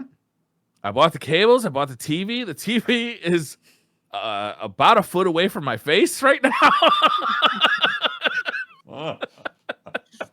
I got a stand coming for it on Friday, so I can like move it away off the desk. But nice.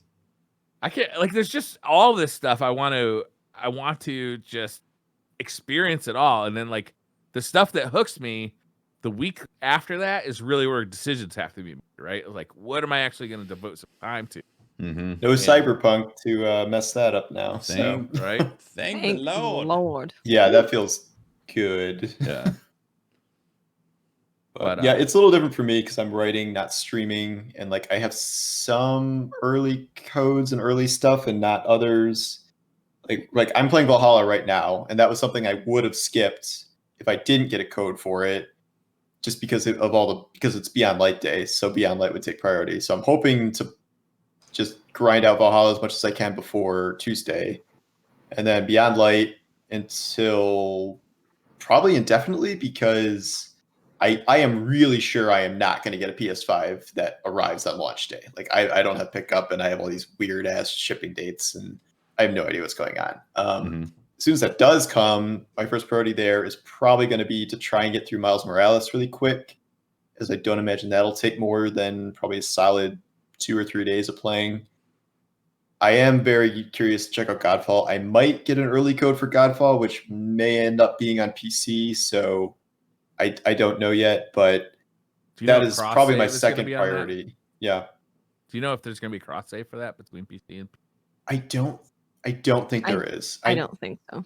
I need to confirm that, but I'm pretty sure there's no cross save, which is a bummer because that is a big deal when it comes to like I would play it a lot more if it had that, just like I play Destiny. But and yeah, I'm very, very happy that Cyberpunk is not coming out at the end of all this. So it's probably going to mostly be a split between Beyond Light, Godfall, and Spider-Man that first week. Yeah, I'm so happy that got pushed. I mean, I know it sucks for the crunch, but man, for the schedule release type of stuff.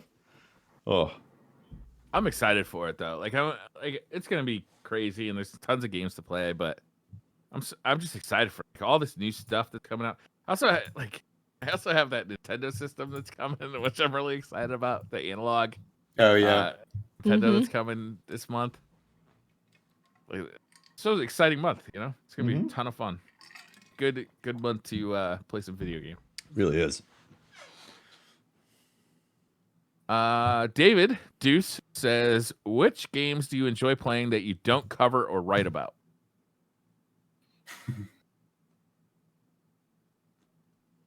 I only wrote one Hades article, but it's up there for potential game of the year. Like I got into it late, so it wasn't really relevant to write about anymore per se.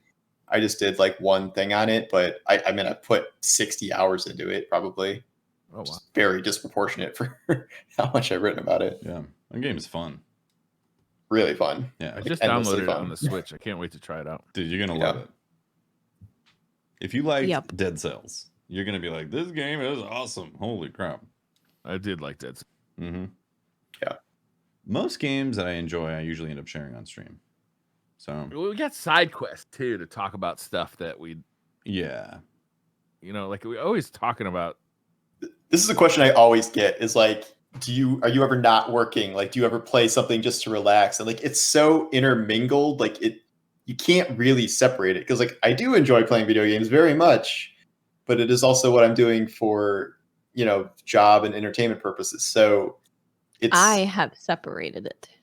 How's it possible? So I play League of Legends every night, and we also did play Apex off stream as well. And the reason that I do it is because I don't super love streaming BRs because I feel like I have to focus so much on the game for such a huge portion of time that I feel like I'm just missing everything that's going on in chat, and that makes me feel bad. Same thing with League, actually. But it's a place where me and my friends hang out. Like, that's what we do to spend time with each other. So I don't want to stream those things because it's, people talking about their personal lives or, just catching up. So it's kind of just a thing that we do while also hanging out and catching up. That's great. It's been good. Love to be able to do that. It has been good. It's been able to keep gaming as like a fun hobby thing as well as a job, which has been really nice. That's awesome. The line gets very blurry and weird sometimes. Yeah, it does. Eric Miller says, what game has invoked the most emotion out of you, and what emotions were they? Thanks for all the work you guys put in week to week.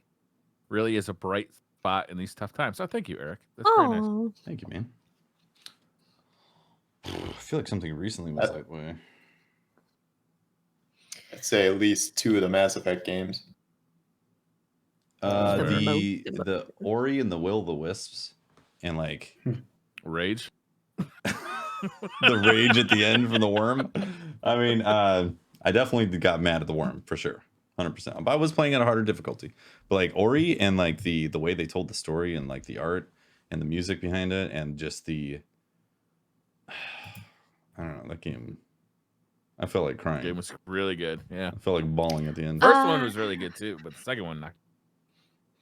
So there's one from I'll name a couple just because it's hard to say after playing them and having not experienced that game for a while, which was more emotional for me. But the Walking Dead Telltale series was Jesus Christ. The whole way through. They did a really good job of making you feel like you are in that situation and you are making those situations, making those decisions. So that was very emotional pretty much the entire time. Ghost of Tsushima was actually very emotional with certain parts, which I won't spoil because it's still a fairly new game. But when you ate that baby, it was like, wow. Yeah, I should have mentioned that too. I forgot. Like the end of that. Baby had it coming though, right? It was emotional for a while. That game actually stuck with me for a while. I was just like, wow. Yeah, that emotion that they created at the end was like very long lasting.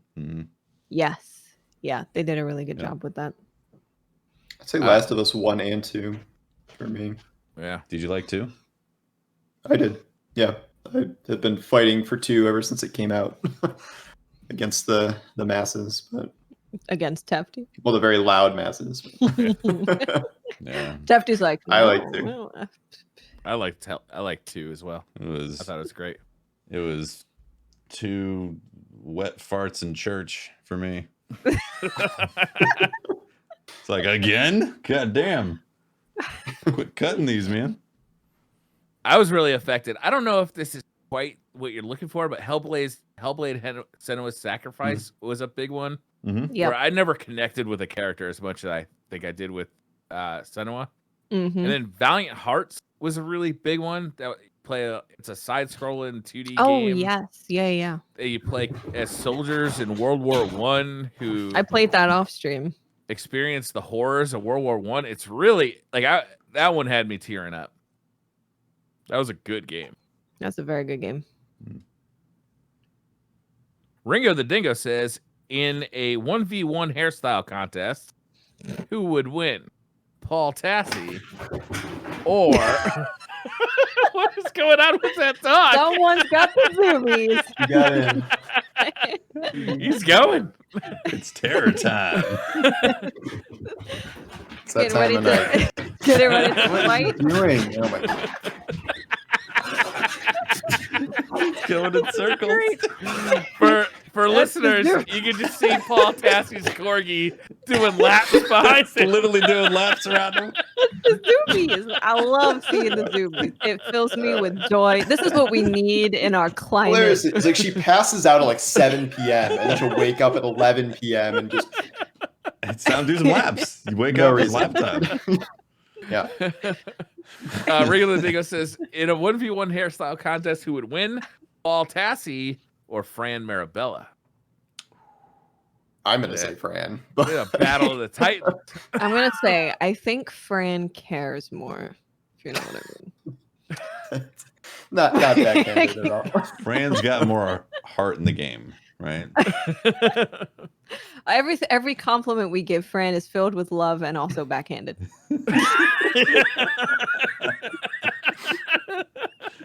That's so true.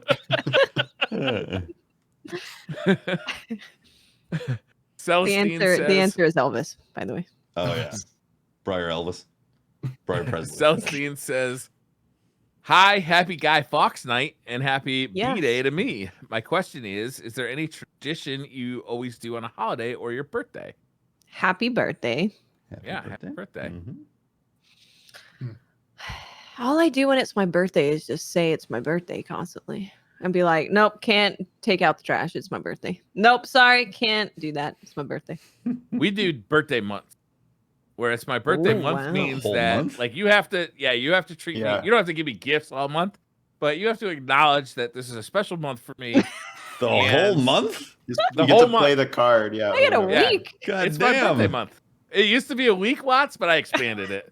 2020. Yeah, I was gonna say like a week is already Yeah, a month. pushing it, but a month?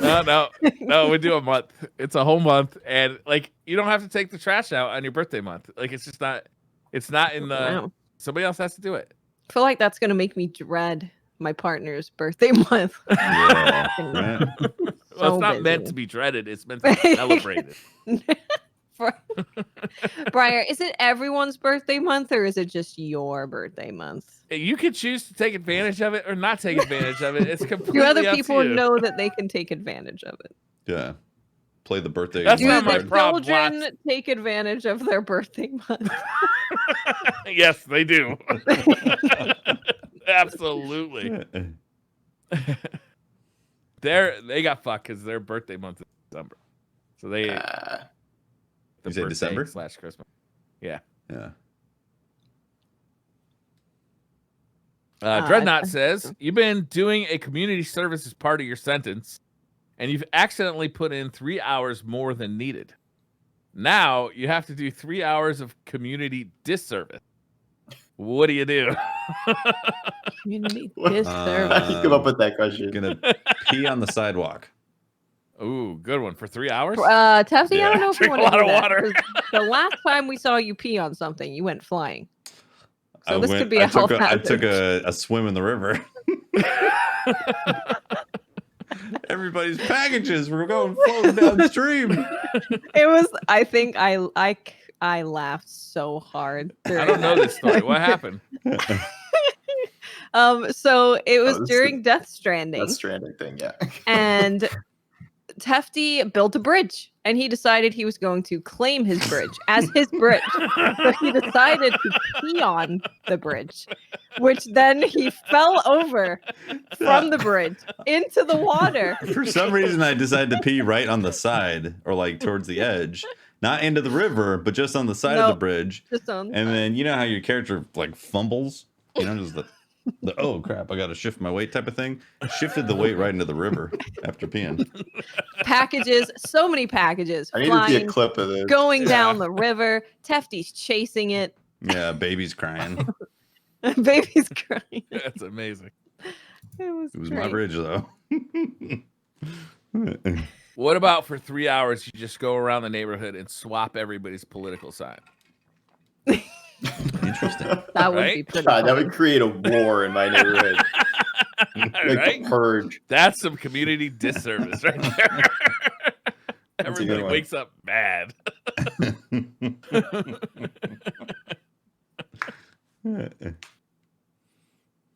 Takey says, "Hello, fellow warlock-loving gambiteers. Here's my question: Gamiteers, unite.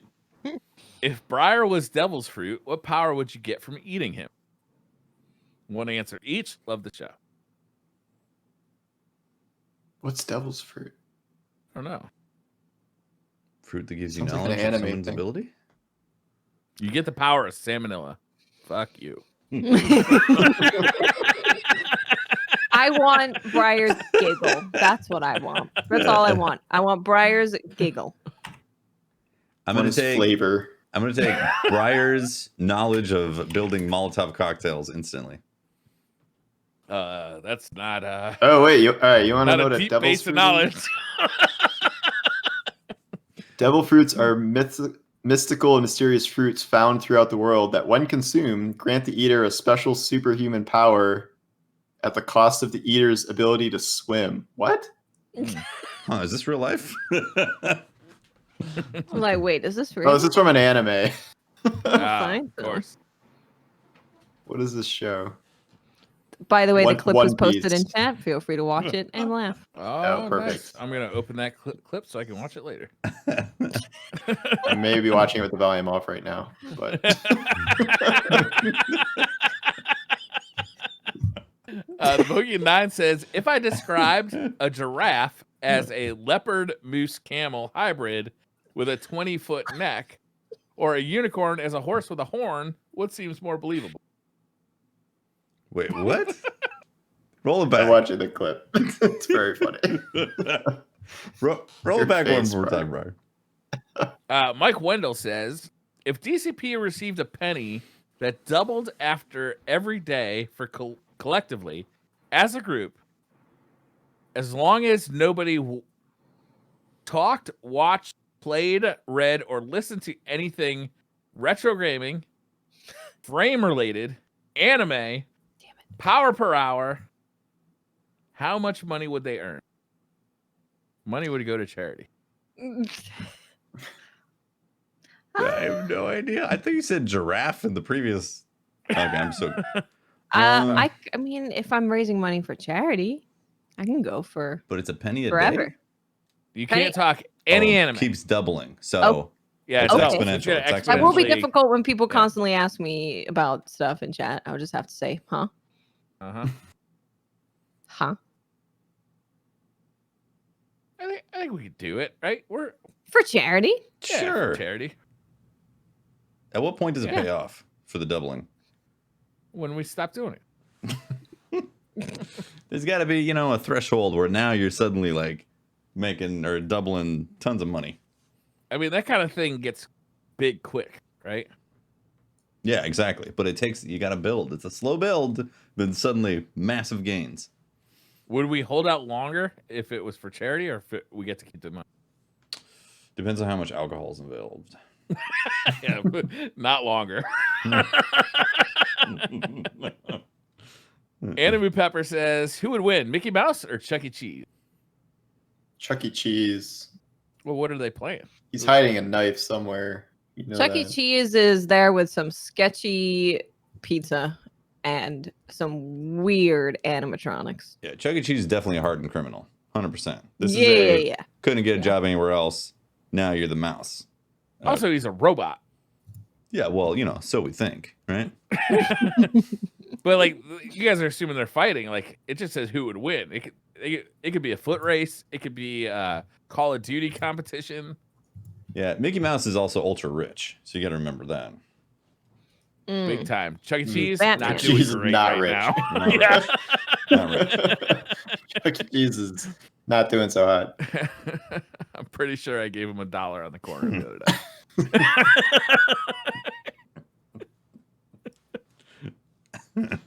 We'll sing for food, he said.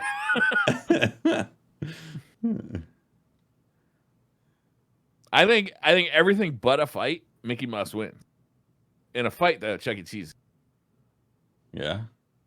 I mean, Mickey Mouse is faster, smarter, more nimble. Yeah, why would he be faster? Hey, He's not Sonic. have you ever seen Chuck E. Cheese run?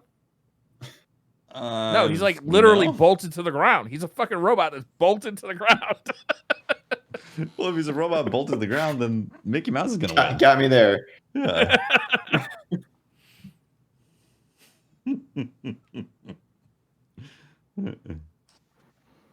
I don't know how this one's gonna go over. This one's from Hugo. If you had to replace your liver with a big bit of chewed up chewing gum chewed by one of the characters from Saved by the Bell, what brand of gum and what character would you choose?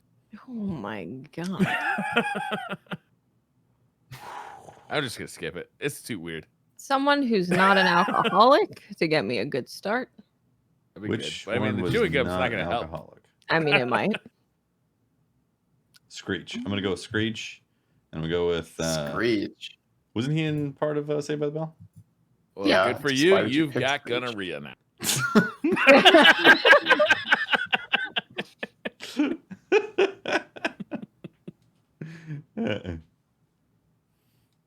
Bree says, "Hello. As a kid, what was your favorite playground equipment to play on?" P.S. I Tell like that Paul big Tassi I dome love his thing. articles and excited to watch his and everyone's reactions to the box. Oh, Thanks. Appreciate it. I I'm gonna like- say that dome triangle thing with all the little Oh, I was bars. going to say that too. that was good. Yeah. It's I good. was gonna say like any kind of monkey bars or swingy hoopy things. Those were great. I like the things that spun really fast and you had to hold on for dear life. You remember those things? Yeah. Are they Those were good. illegal now? They might. Yeah, I don't. You don't see those that often these days. And They're their too neighbors. much fun. be. Just threatening democracy. We Guys, had one called a witch's hat, which was a pole, and it had a bearing on the top, and then it had chains coming down in the shape of a witch's hat to a hoop, and it spun, and you had to hold on to the Oh hoop. wow. The hoop was probably about 2 feet above like a fourth grader's head, or maybe a foot above a fourth grader's head. So you held on. Everybody started spinning it as fast as you could by running around it. And then eventually your feet would come off the ground. You'd be kind of like horizontal and you just held on until you fell off. That was fun. That does sound fun. yeah. It was fun. I really liked a tetherball. Tetherball was good. Tetherball was yeah. awesome, right? It's so simple. Just a ball on a Does it string count as and a a pole. playground? I thought that was like a separate thing. I mean, It wasn't a ride, I guess but it's like wasn't planted in the ground. yeah, it's so. one of those things where like you might have had a tetherball there, maybe you didn't, but Someone always ripped it off the cord Yeah. eventually. also in retrospect now, or as an adult getting on a swing, it's kind of terrifying being on a swing set. I don't know if you've like been on a swing recently as an no, I adult. haven't. I've not been on a swing recently. I but haven't. Yeah, Take I your word think for this it. was like a couple months ago. I got on a swing because nobody was there. Memes and I were walking. I was like, yeah, I'm going to get on the swing. What the hell? And then I started getting pretty high, and I was like, this is terrifying. Is this chain built to support an adult? It's like, if something wrong happened here, I'd definitely be going to the hospital. I'm very disappointed there is no video of the swinging Tefty. Yeah. It also hurt my ass, too. I was like, damn, this is uncomfortable. I think you're just Because old. it's a with seat the made for a Yes. child. Yes. As Yeah. you get older, things get scarier. You know, Yeah, you get yeah, old, yeah. you start to woo, swings is Yeah. spooky. Oh, Yep. that's true. That's true. Your bones break instead of bend. Mm-hmm. Yeah. All right, guys. This is going to be tough. Professor Mylan was on last week from Justin. Professor Mylan was on last week. Now is the time for your test. Oh Please dear. give a summary of what he said. Clovis Bray is a bad guy. He did Yeah. lots of experimentation. He He- was using taken insides to create things. Well, he Mhm. was using the Vex milk. He was using Vex milk to make the transfer better. It was, what was it called? Easier? The curiosity or whatever, like the The the curiosity kills clarity the or cat. something like that. He was creating the clarity that was with the darkness. Clarity. Yeah. And Clarity. the Vex Clarity, milk yes. to make exos stable. And he was also trying to become the last genetically linked He was human. trying to become the first fish, land fish. Yeah, Yeah, nailed it. nailed it. Yeah, and also, Justin, I think you're misremembering who was telling who what. Mylan even said himself that we were pretty knowledgeable. So Yeah. Yeah, he did. I dropped a few lore facts and mine Not was exactly like, in that tone of "What?" voice. Pretty knowledgeable.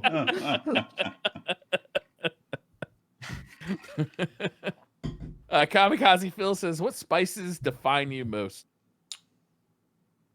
wow. Garlic, Spices? definitely garlic. Yeah, Any that's type a of good garlic one. powder, garlic salt, garlic, definitely garlic. I I'm like gonna go with pepper. McDonald's special sauce. That's a Yeah, that fits. Define.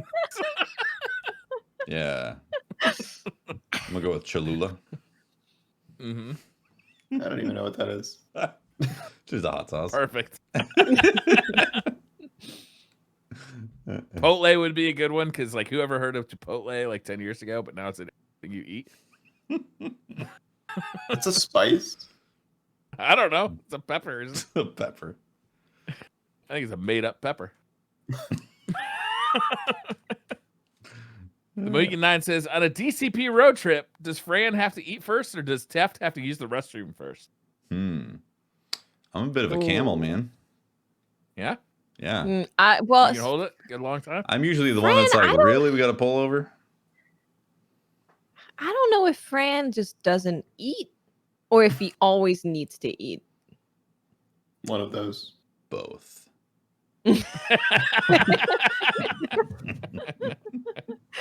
That does make sense if it's both. Yeah.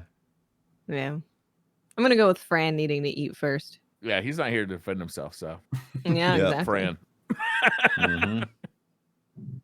Mhm. 2 questions left and then we're done for the night. Physics says, if you could cook Tefty, how would you cook him and what seasoning would you use?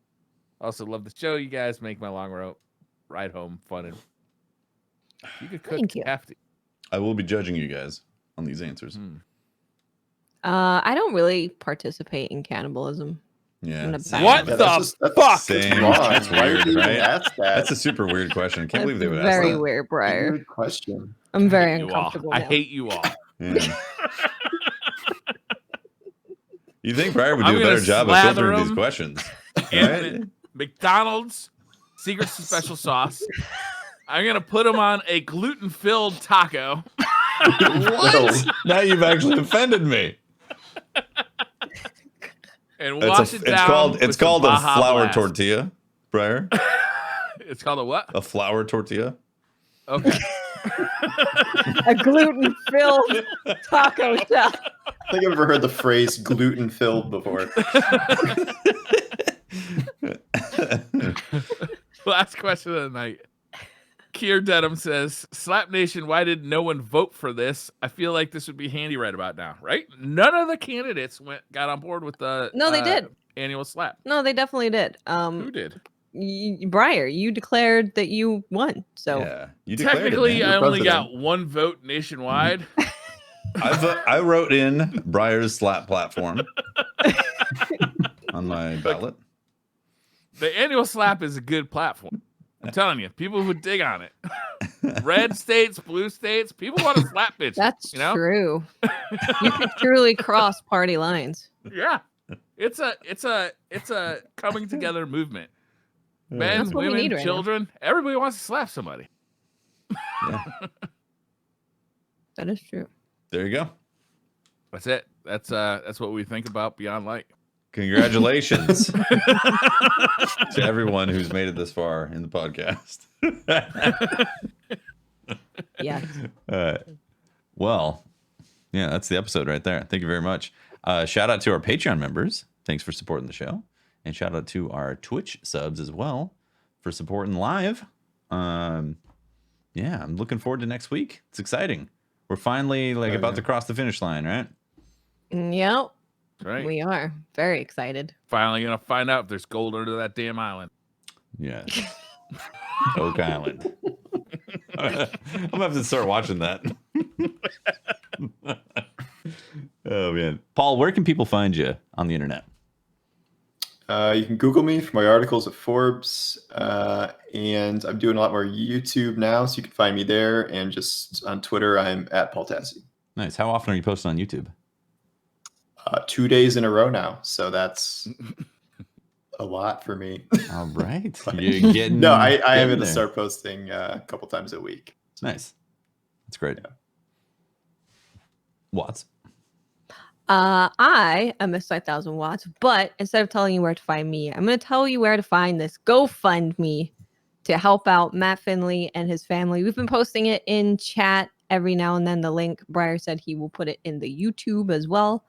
But if you can spare any money to help out Matt Findley and his family get back on their feet after losing everything in their house burning down, that would be super appreciated. Thank you guys who have already helped out. It's been amazing.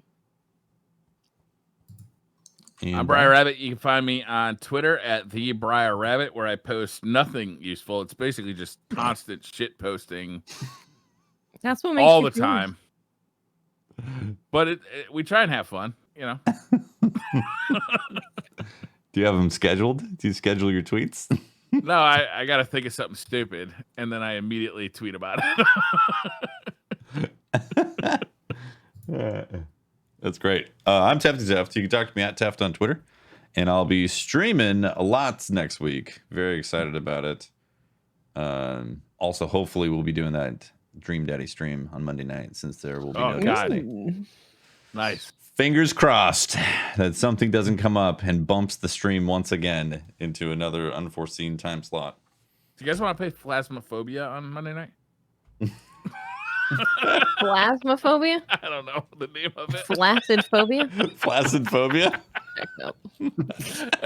That's the realest nightmare. We all have that.